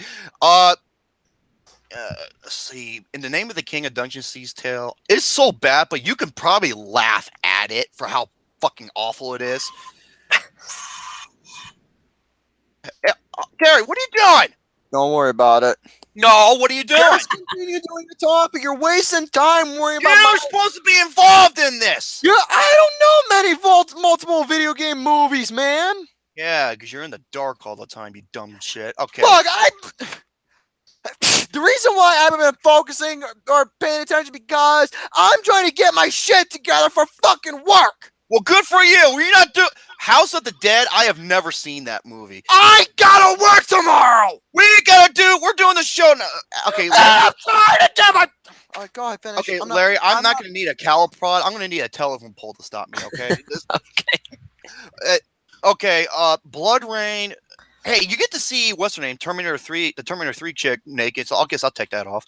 I'm literally narrowing it down to the lowest of the low, and Gary's is being distracted again. Haha, you dumb shit. I had to put in Alone in the Dark because I don't know if you've never seen that. No, I haven't. The DVD, it has Uwe Boll commentary on it. Oh. This guy is just a fucking nutcase. He really is. Yeah, I'm gonna, put on boxing gloves and go toe to toe with critics who hated my movies. Fuck you, dude. No, he really did. Because he's a Golden Gloves boxer. Now one more. It's either The thing with Doom, as much as I hate that movie, there was a really cool 5-minute first-person shooter sequence in it. Like I said, I'm literally narrowing it down to the lows. A lot of people are like, God, Jerome, I thought you have that because it's Doom. But if you look at it objective-wise, God, it's tough. Something tells I might have to say Max Payne. Because that is terrible. That is beyond atrocious. Mac, you might as well. I'll say Max Payne. Okay, so there is your top 5. It's going to be in alphabetical order. Yes, we have Alone in the Dark, Max Payne in the Ass, Mortal Kombat, Anal Booty Hole Domination, Postal, and Resident Evil. Either Retribution or Final Chapter. I'll let that deal out. Yeah, prick your poison. Now comes a topic. Get to the one about our film. That is the one I was waiting for. Now, Gary, pay attention. Gary, pay attention! I am listening! No, you're not. Quit. Look. What are you doing? You look like you're giving me head. One of my coworkers is texting me right now. Well, guess what? It's important to know what the fuck she's saying. Well, guess what? You're not at work right now. You're doing the show. I am doing a thing called. I don't give two fucking rat dicks. At my job, I work with women. Only women. I'm the only guy there. So it's important. You know what, Gary? You know what I have to say about that? Here. This is what I have to say about that. Here. Listen to this very carefully. Fucking God. How you like? Yeah. Shots fired. I've had it. Mushroom tip sucker. I've had it with you. I'm done. Good. I've had it with you. I'm done. The list. Shut the fuck up. The list of films. Shut the fuck up. The list of films. Gary and I don't. Asshole. Go fuck yourself. At least I don't smell like one. You want fucking. What? What was that, Gary? You want son, you son of a bitch, huh? You want to hear a funny joke? A pig fell in the mud, and it was Gary with his fat ass. Walking on the street. The list of films Gary and I don't agree on. Feedback, Gary. Now, it's very rare for a film to us to be polar opposites on. Very, very rare. Okay? And I had to do a lot of thinking. And 1, 2, 3, 4, 5, 6, 7, 8, 9, 10, 11. There's only 12. Only 12 films in existence. Okay? Now I'm going to go over these in alphabetical order if I can, because, these weren't originally alphabetical order. All right. The first one, Deadpool 2. Deadpool 2 was a movie that I personally didn't hate or anything. I gave it like a 5. I gave it like a 3 out of 5. I gave it a 4.25 out of 5. I thought it was awesome. I thought it was a great sequel. I thought it was fucking hilarious. I mean, X-Force himself is worth the price of admission alone, okay? Next one, Despicable Me 1 and 2. Yeah, I was not a fan of any of those fucking movies. Did you hate those fucking Twinkies that are in the film? It was not only the fucking minions that I hated, it was the whole concept in general that I could not get into. I thought they were adorable, and then Despicable Me 3 came, and I'm just like, what the fuck was this stupid shit? Other than Trey Parker as the villain, who was awesome. I love Trey Parker in that movie. I gave that movie like a 0.75 out of 5 because of Trey Parker. I gave it a 1.5. If he was not in it, I would have gave it a 0.5. I fucking hated Despicable Me 3. I didn't like it at all. Yeah. ABC, A, B, C, D, E. Like I said, they're not in alphabetical order. Friday the 13th series. Fucking can't. The thing is with Friday the 13th, it's not every single movie. The first 3 films I did not mind whatsoever as a horror concept. I did not mind the first 3 at all. I thought it was really something interesting, having a different variety, change of pace with what was going on with Jason Voorhees. It was different, but after the 3rd film, as it progressed on, it started to get pretty stupid. Well, he wasn't even in the original. It was his mother, and Kevin Bacon, the kill with the arrow through his neck. Oh man, that was just gruesome. I will not. Here's the thing, though, with the what was it? Here's the thing, though, with that movie, though. I actually thought the first movie was interesting, even though he was hardly in the film. But I was curious. But it got my attention was how it was going to lead up to. That's what got me. That final finale of how they showcased him when he came out of the water. I thought that was pretty cool. I can't go against that. It was pretty cool. Really nice practical. I got to give the movie credits for the practical effect. Even though some of them kind of look outdated or anything. Some of them were really easy, but I thought a couple of them were really cool. Okay, what's the next one? Okay. Larry, if I was you, I would recommend you have your volume down lowered a little bit because there's gonna be some fucking punches thrown. Next one, this is one of the biggest ones. The remake of Footloose. First of all, Gary, fuck you. No, fuck you. No, fuck you. This is actually it's a good remake. Was the piece of shit.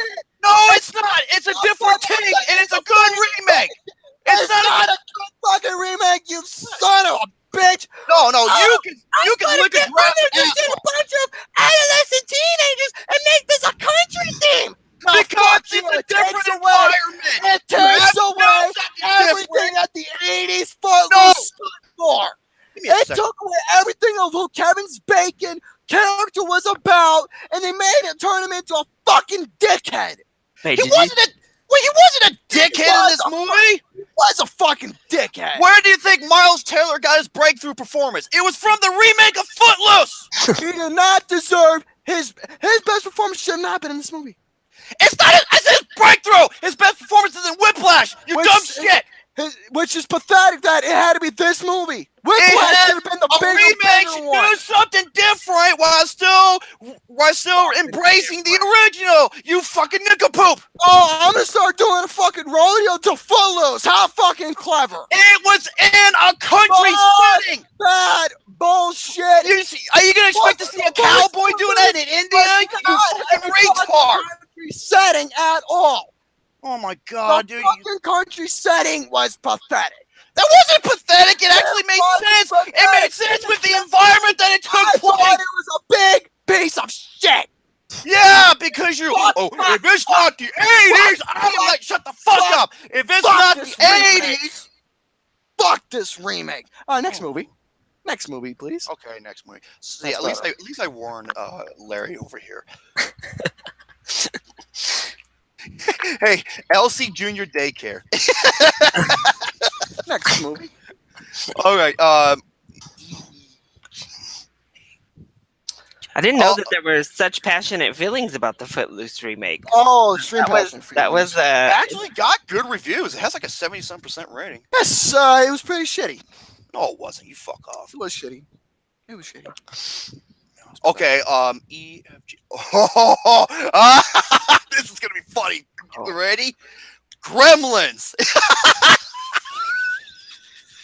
He hates those motherfuckers so much. You hate the Gremlins? I hate Gremlins, dude. I hate them little bastards so much. I hate them little bastards. My little dog, my doggy Gizmo. You know why we name him Gizmo? Because he looks like Gizmo from the Gremlins. He's so cute. Oh, you don't feed them after midnight. You don't feed. No, you want to know what the real is?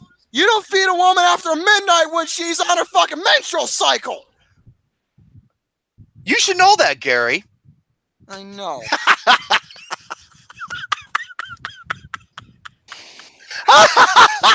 Oh, zing! Okay, actually, it's actually Lucas, not me. Oh Jesus! Now, Gremlins, man, the whole movie was stupid. This movie was pretty fucking hardcore. I mean, I thought it was fucking stupid, dude. Dude, remember this death scene when he throws the evil gremlin to the microwave and he just fucking erupts with those microwaves? Oh my god! He fucking little bastard deserved it.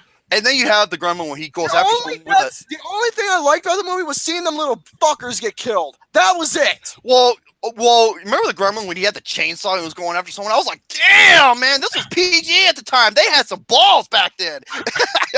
Trying them little gremlins, dude. I would fucking stomp that little fucker. The gremlins are so cute, innocent, man. No, fuck you. They're little bastards. Here's a plot hole. They're spawns of Satan, dude. Kind of like how you are. All right. Okay, here's Lucas. Yeah, that's true. Here's the plot hole I have. They say never feed after midnight. It never says stop before. It doesn't give you a time duration as to when. Stop. So any time is after midnight if you think about it. See what I mean?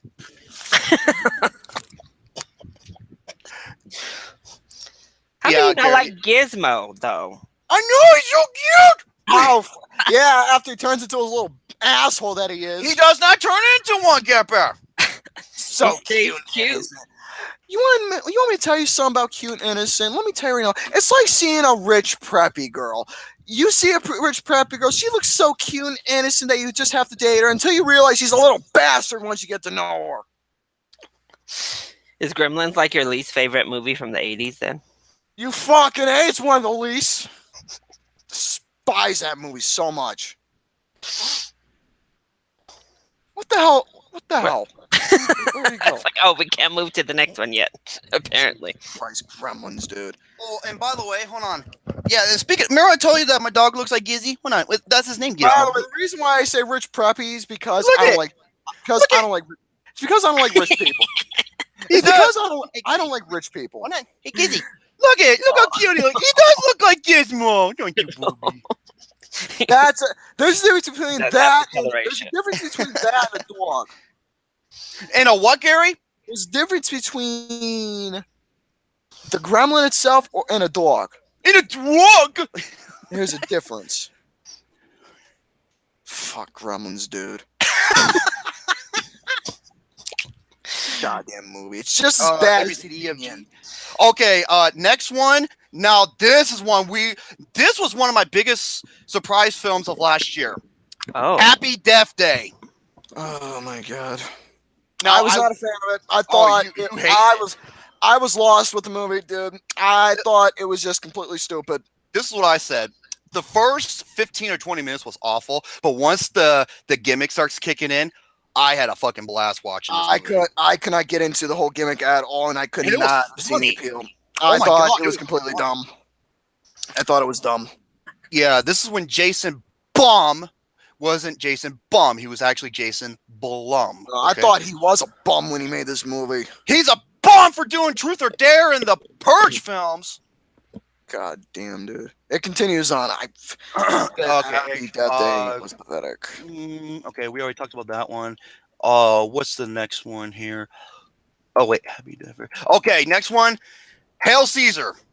That was a movie I absolutely loved the absolute shit out of.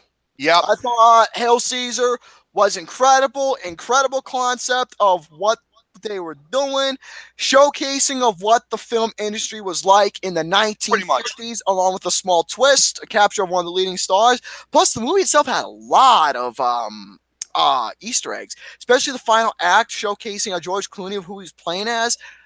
Everyone should have got the idea of what that film was referencing to.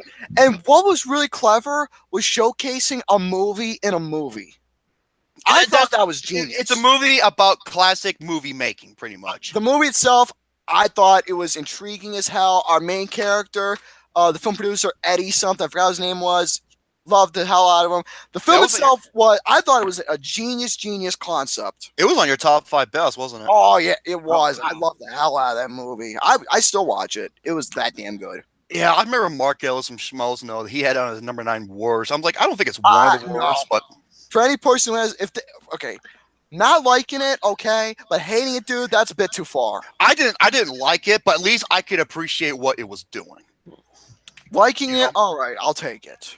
But when it comes to hating it, that's a little too extreme because the film itself is not really hate material. At least it's better than La La Land. Okay, let's go to the next one.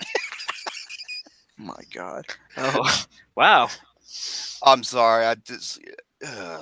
Okay, next one. Oh my God. Here's another film that Gary loved.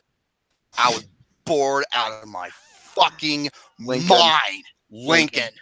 That is one of the, see, with me, I'm not really an Oscar bait type of guy, but when it comes to Oscar bait films, and if it's rare that I like one, this is one of them, dude. I thought Lincoln was a treasure of a film. Oh, it was I don't know if you heard about this, Larry, but I created an award called the Fox Catcher of the Year Award. What this is, where you're probably thinking, what the hell is that? What this is where you have a film that's getting so much critical praise and especially award-worthy praise at the Oscars. Yet when you saw it, not only could you not stand it, you were bored out of your mind. And that movie that started it all was the film Foxcatcher for me. And I was looking forward to it because I love the real story, and it's from the guy who made Moneyball. And I was just like, yes. And I saw it in theaters. I was just like, what the fuck, dude? I was so bored. And Lincoln was my Foxcatcher of that year. Lincoln, it was one of my best films of that year, surprisingly. Yeah. I'd rather see Abraham Lincoln Vampire Hunter. Oh my. Daniel I'm just fucking with you. I'm just fucking with you. No, he was amazing. But if I have to give, the 4 out of 5, if I have to give, there's only 2 flaws I can say I have with the movie. There was some pacing issues at certain parts, not throughout the whole movie, some pacing parts. But the thing that got me was I wish they showcased the lead up of how he got killed. I thought they kind of did, but I wish they showcased of what happened visually. I wish that would have been a nice showcase there. Because of how Daniel Day-Lewis showing him at the theater, then John Wilkes Booth comes out, does his thing, and that's it. I wish that was a showcase, and then it showcased what? Hold up a second. Okay. Hold on. Okay, Christine says, say this again, Jerome. Award worthy. Did I say that wrong? Award worthy? Wait, so I need to know your thoughts, I guess. I already know what I think your thoughts are. Okay, I don't hate the movie. No, when it comes to The Tree of Life. Okay. Because that's what you reminded me of when you said what were the movies that you would hate. Okay. would be bored. Oh, okay, Christine. Award-worthy, or down the alley. That's what she laughs at. Hey, Gary. Christine wanted me to say award-worthy. No, me, because I said it weird. The Tree of Life, I will give it this. I didn't see the tree. I never seen the Tree of Life. This is one of the most polarizing movies of the decade. People either love it or they hate it. I hated it. Why? Never seen the Tree of Life. Because other than Brad Pitt, what was the I get more entertainment watching a screensaver. I don't like Terrence Malick. I never understood him. Maybe mine is from what was that World War II movie he did? The Thin Red Line. That I'm just like, this is why I can't stand art house films. What's the next movie? It's almost 8:00 right now. Well, give me a second here. God damn it, Gary. Okay, Lincoln was out of here. Be quiet. Lincoln. Okay. Oh boy. What? Nacho Libre. That film is a huge guilty pleasure of mine, man. You notice how I'm not laughing? I am not going to lie. The movie itself was dumb, but for me, you think? It was stupid fun for me. That's what Nacho Libre was. It was stupid fun that I couldn't help but get so much entertainment from. Rampage was stupid fun. It was. I can't go against that. Rampage was stupid fun, but Nacho Libre was a stupid fun movie for me. It really was. I get the movie's dumb, but I won't lie. It was stupid fun, and Jack Black was the main reason why I had fun with it. I can't lie, dude. I'd rather watch Ready to Rumble than watch Nacho Libre. Oh, yeah, I rather. There was only one thing about Ready to Rumble that was funny. What was it? It involves DDP. He's like Diamond Cutter upside down as a pussy. That was the funniest scene in the whole film. That was so unexpected. You know, it was unexpected, but it made sense, and it was so clever towards DDP, which you are fans of. Ready to Rumble, bad movie, but that was the only good joke. So next film, the first one, Paranormal Activity. That movie, all right, here's what I said about the movie. I did not necessarily love it per se. The third one was the one I fucking loved. I love the third one, man. That third one. The third one was great. Oh, man. You know what? Yeah, why was the third one great? Because the family. Because the family, you had sympathy for the family, and with this thing that was tormenting them, they had no idea what was going on. Well, not only that, but the dad, he looked like Gary Del Abate from Howard Stern Show. And the thing is, every part of the movie had its significant role showcasing certain aspects of paranormal. There's the believer, there's the skeptic, and then there's the innocence. Well, with the first Paranormal Activity, I thought it was slow. I thought it was boring. The buildup was slow, and I hated one of the main characters. Both of them. They're just like, what the fuck? The characters were one thing, but the main thing that got me interested was the setup of what they were doing. That's what got me. It's one of the biggest budget films. Was how the paranormal stuff was going to act up, and it was building up slowly. I thought the conclusion, it could have been better, but I can't lie, it was interesting. It could have been better. I'm going to get up and I'm going to stare at you for 2 hours and fast forward. That was not intriguing. But you know, the movie cost $15,000, and it's generated how many millions of fucking dollars? But like I said, the third movie was incredible because every single part had a significant role besides the family cared about. There was the believer, there was the skeptic, and then there was the innocent children that had no intentions or no faults at all for what's going on. Exactly. So every part had its role, and it was perfect. Next one. Gary's gonna lose his fucking mind. Oh, Tim Burton's directorial debut, Pee-wee's Big Adventure.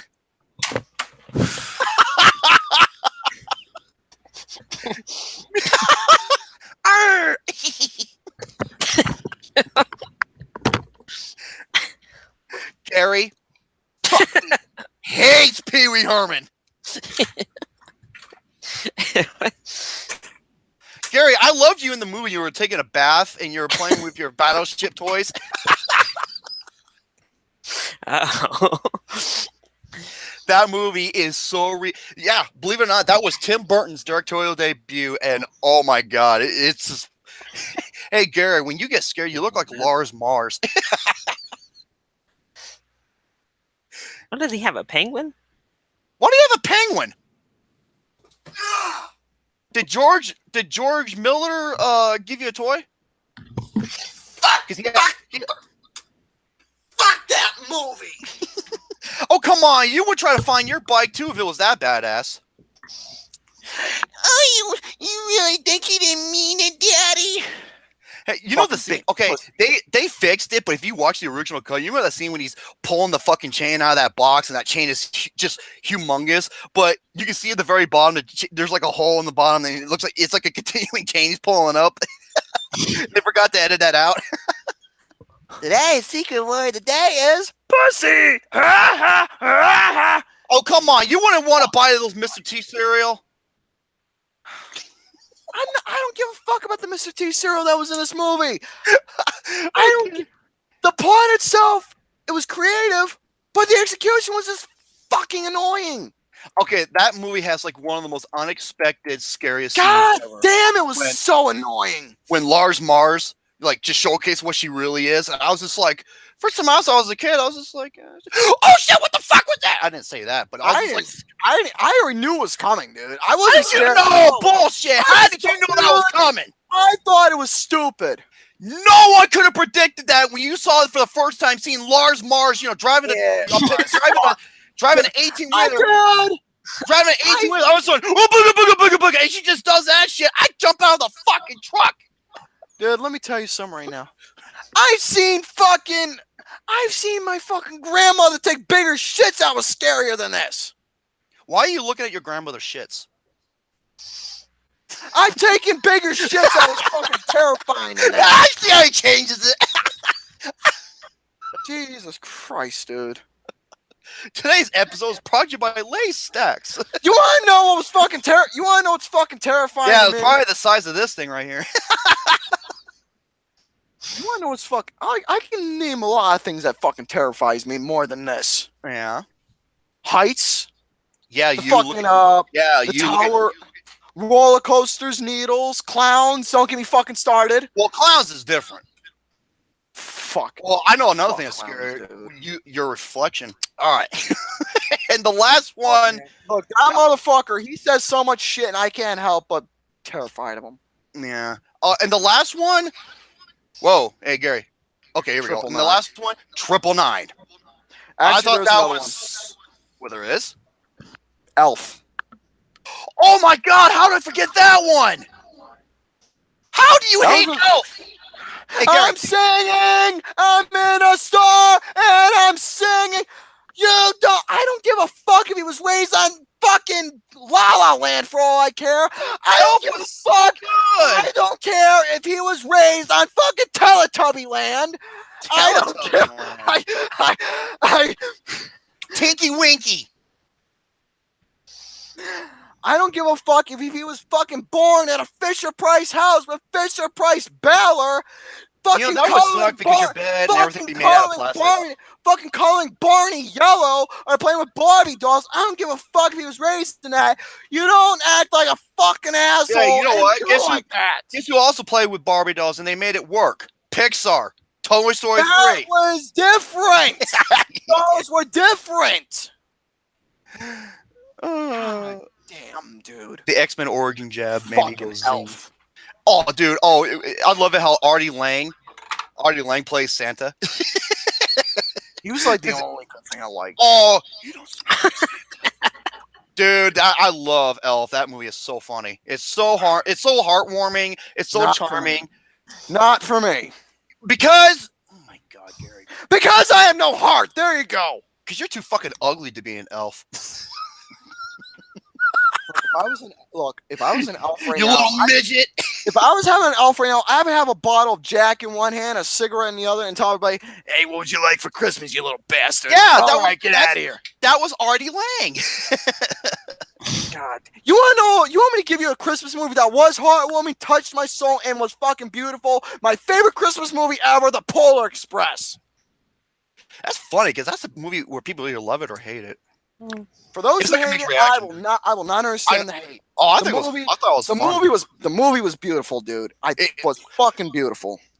And if you ask me, what obviously Christmas Story is like the most. That's my obvious second. answer. That is my second. Arthur Christmas. That's another one. It was a good film. I love that's. Oh my god, that's one of my all-time favorite Aardman films. The first Santa Claus was not bad. The first one, yeah. Yeah, It's got the one of the funniest. Yeah, the first one where Santa fell off the roof and the son's like, "You killed him." That was funny. But yeah, Elf, dude. Sorry to everybody. Oh, damn it! Why did you hate Elf, man? One word, annoying. I'll tell you who's the hottest fucking elf I've ever seen, and that was Kate Blanchett. Honey. Hey, you know what's cool about Kate Blanchett? Man, she's like she's like, I forgot how old she is, but man, you are fine as I'm already expecting people to give me shit for Elf. How can you not love Elf, man? Well, guess what? I'm a guy who gets fucking aggravated easily. I remember she came out, she's like, I've been in relationships with both men and women, I'm just like, yeah, I love people. I'm just like, you make the world go around, honey. You're my dad. I'm here. I'm with my dad. Kate Blanchett is a queen. Oh, God. She'll turn me into a queen, and I'll accept it. Dad, we're going to make snow angels, make a gingerbread house. Gary, if you want to, Gary, you're so disturbing that if you try to make a snow angel, it'll turn into a demon. Well, ain't that no? You want to know something? It's gonna look like an angel, and I'm gonna take a piss that says 666. There you go. Wow, you can count that high. I'm very surprised. Yeah, I'm a fucking grouch. I got no Christmas spirit. Yeah, you'd deserve to be in a trash can. Look, let me tell you, people right now. Do me a favor. Try living the life of YN. Try being in my shoes, YN Asian chick. You'll be feeling upset too. It's just as bad as not getting laid for how long? Oh, I'm sorry. Were you talking? Because I wasn't listening. I've gotten laid more times than you did. There we go. Yeah, that's because you have good credit. I got ripped off by the first one. Oh, okay. We're not even going to touch that with a. All right, let's move on. No more of this shit. As for my, okay, you wanted to wrap it up. Brett isn't able to make it. Sorry, unfortunately. Because thing is, I gotta go to work tomorrow early. So. And Larry just wants to say, you know what? Fuck this shit. I want to get the hell out of here. I am so sorry for the torture that we had to put. It was my idea to bring you on, so I'll take full responsibility. He's gonna pull a DVD from his bag. Actually, I want to hear what our old Larry boy has to say about a program. What do you say? And you can be honest as you please. If you don't like it, okay, I don't mind. You like it? Okay. Be as honest. Be as honest. Be as honest as you want. Let's hear your thoughts. What do you think of the program? I mean, I'm on it right now, so this is probably the best episode y'all have ever produced because I'm here. Yeah, I like the way he thinks. I like that. He got a little sass going. I like the sass. That's a track. Hey, I like sass in a man. Who was the one that personally talked to him? I like sass. Sorry. You like ass? Yeah, mine. Hey man, it never hurts to have a little sass. I like that. Oh my God. It shows me you got potential and selfishness in a good way. Yeah, I like that. Let Larry talk. Hey, dude, listen, I'm a straight guy, but it never hurts to have man crushes once in a while. Shut the fuck up. Okay, as you were, Larry. Larry, how you doing? Hit me up later. I got you. I mean, I got my other booze. I got Lloyd. I got Lewis. Gary, I got shut Shano. the fuck up. Shut up. Okay. As you were. Yeah, it's been fun. Definitely different than any other podcast or collab I've done. So thanks for inviting me on. Absolutely. Hey, you're most welcome, man. Absolutely. On a serious note, I loved having you. We've loved having you on. We will definitely bring you on for a future episode, regardless of what it is, because you're good. You're a good guest. You're a fun guy, awesome personality, and I'm just buttering up because I'm a nice guy sometimes. All right. So, anyways, that's gonna have to do it for this episode. Do you have any more topics, or is that the last one? I have film reviews. If you want me to go over those really, really fast. Yeah, do those real quick before we call it a go. Okay. Let me pull up. Yeah, do those real quick because those are some that people like listening to. So might as well do those real quick. Okay, just go over some of these. Okay, I did see. Did I want for Mom and Dad on the show? Yeah, last Okay. episode I think. Okay, I did. Oh yeah, Mission Impossible Fallout. I kind of did a review on my own Facebook timeline channel. This was the best action film I have seen since The Raid 2. It is in my top 3 best films of the year. I couldn't praise this movie enough. This is the Dark Knight or Skyfall of the series. This is a 10 out of 10, and I hardly ever give a film a 10 out of 10. Upgrade. This is a film by Leigh Whannell. Leigh Whannell, known for the writing some of the Saw series and whatnot, and wow, for a movie that costs $5 million, not only this movie looks great, it is great. This is one of the most underappreciated. Hey, Gary, feedback. This is one of the most underappreciated films of the year.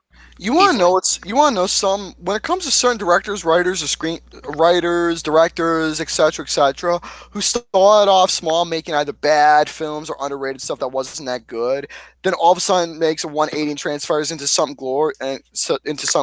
This is probably one of those films where he started off something a little kooky, then worked his way into something glorious or something beautiful. And this is one of them because because Upgrade is awesome.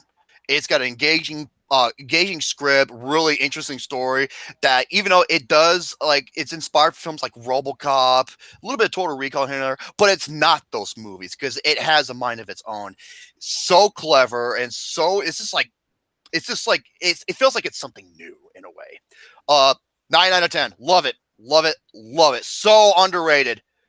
I wish it got more attention that it deserves. I went over that. Oh, Lucas and I did a collaboration review. There we go. Where we go into detail on the worst movie of the fucking year.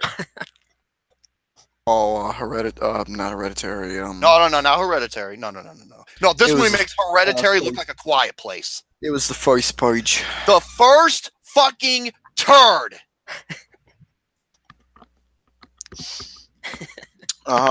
So, also, go ahead.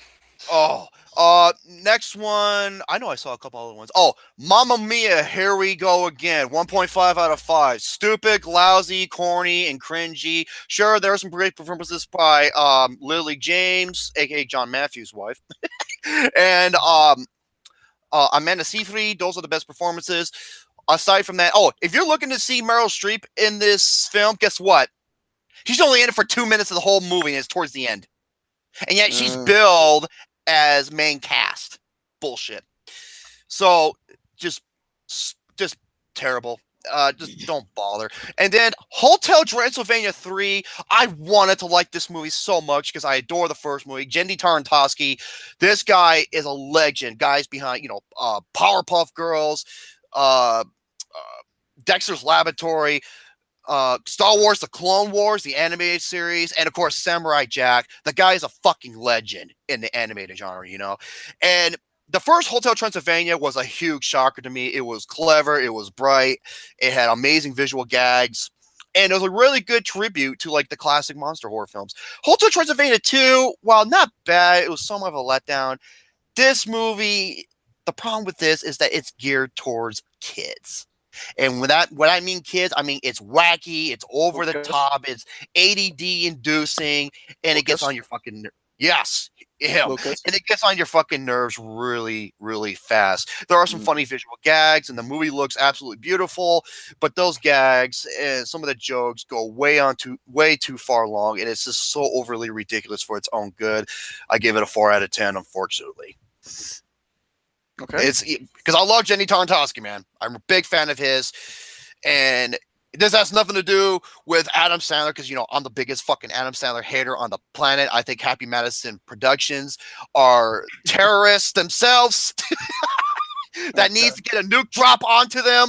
Okay, but what made the first one so good is that it was clever, it was joyful, and it had some heart to it. There are some yes, Gary, I see you. Shut up. It had some somewhat heartfelt moments, but they're very, very, very far in between, unfortunately. Mm-hmm. And Jurassic World Fallen Kingdom, J.A. Bayonetta, this is not your fault. Because He is a great visual storyteller. It's shown in the past with, A Monster Calls, what was that? The Impossible. He is amazing. It's the fucking script. It sucks. This movie has cliche after cliche. It has stupid characters and a plot that's so nonsensical. And the ending was like one of the biggest fuck yous and reason why we're getting a third movie. 2 out of 5. So those are my reviews, and I guess that's the end of the show, Mr. Gabber. And now, before I go, I just want to address a couple things. For Flicks with the Dicks, we might have to do some new hours for the program.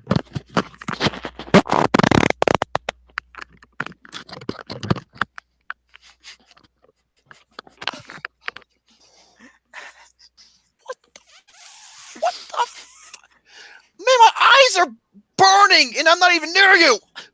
So, eat it fresh. There you go. So, anyways, like I was saying, we might have to give this show some new hours due to the fact that ever since I started this new job, I literally have to get up fucking early in the morning. So what we're gonna do is we're going to have to give the show brand new hours. Oh. So instead of 5:30 to 8:30, we're gonna go from 5 p.m. to 8 o'clock, if that'll be good with everybody, because of this job I work, and I have to literally get to bed at such and such time, get ready, go to bed, we'll shave, shit, shower, all that stuff, and get to bed, because like I said, I got to be up early every day for this job that I'm doing since I worked in a bakery. Christine said, did someone shit their pants? Yeah, that was me. So I hope 5 to 8 p.m. will be an understandable time with everybody. Well, that's kind of like what we do. We start at 5:30. We start at 5:30 to 8:30, but we're going to have to push it back an hour and a half early, if that's okay. A half an hour, you mean? Yeah, 5 o'clock to 8 p.m. You said an hour and a half. God damn it, Gary. What is with you and fucking numbers? Is 5 to 8 p.m. good with everyone? That's all I want to know.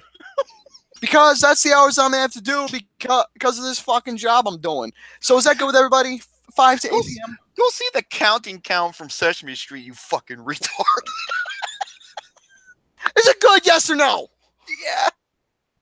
Okay, anyways, 5 o'clock to 8 p.m. So next Sunday, hope to God we do an episode. If not, I will keep everybody postponed because of a certain thing that's involving with my work as well that is somewhat important to me that I might be doing. So anyways, folks, if this plan gets pushed somewhere else or off, then we will do an episode to keep everybody updated. So folks, as for when we're going to be doing episode number 54, I hope you all enjoyed episode number 53, not 52, but it's episode 53. Yeah, speaking of numbers. So folks, I hope you all enjoyed this episode of Flicks with the Dicks. I'm Larry. Again, thank you very much for joining in, you sassy little devil you. I'm saying it as a compliment because I love you. So anyways, thank you for joining once again. I thank everybody who's in the chat. Please, folks, subscribe to the main channel, NG2C Network, for gameplays, wrestling discussion, and certain etc. shows and random stuff. Please subscribe to this particular page for movie reviews and shit to come. The videos might be dropped down a little bit. You might not be seeing a lot of reviews coming up. Again, reason being my work. But if I get like full-time shifts, LCScreenTalk, subscribe to his page as well. I will put the link provided down below. That was good. But again, if I'm working the morning shifts, you'll definitely be seeing some shit going on. I have time in my hands to do stuff. But if I have a full shift, then it's going to be hard to upload videos. So, folks, thank you all for tuning in, and please subscribe for more shit to come as always. Ciao for now. Take it away, gentlemen. Mr. LCScreenTalk, the final words. All right. Well, once again, thank you all for considering me and inviting me on over to be a part of this. I had a lot of fun tonight. Again, it's a little bit of a long name, kind of a mouthful, but it's L, like Larry, C, which is like a last name, Chilson. Screen Talk, because I talk about things that are shown on a screen. So you can find me on YouTube under that handle, as well as Twitter and Instagram. It's all the same across all of the social medias. Excellent. And mouthful, yes, Gary, you should resemble that. Uh-huh. I told you should have spit, not swallow. Oh, that's why you got a sore throat. Ladies and gentlemen, thank you everybody in the live chat for tuning in and interacting. Thank you to Mr. Larry himself for coming on board as being our guest. Much obliged, good sir. And I think Adam was right. Good luck to you in the beginning. And the young, yes, that's Mr. Garrison. And this is run by Jay. And this is Rainbow Jay and Buddy saying thank you for everybody tuning into episode 53 of Flex with the Next. And to this next week, we'll keep you informed about the next week's show. Until then, stay tuned. And once again, motherfuck Mamma Mia, how about we don't do this shit again? And by the way, most of the male actors, you can't sing for fucking shit. Now, if you excuse me, I'm going to look up some. This is what I do every episode, Larry, in case you don't know.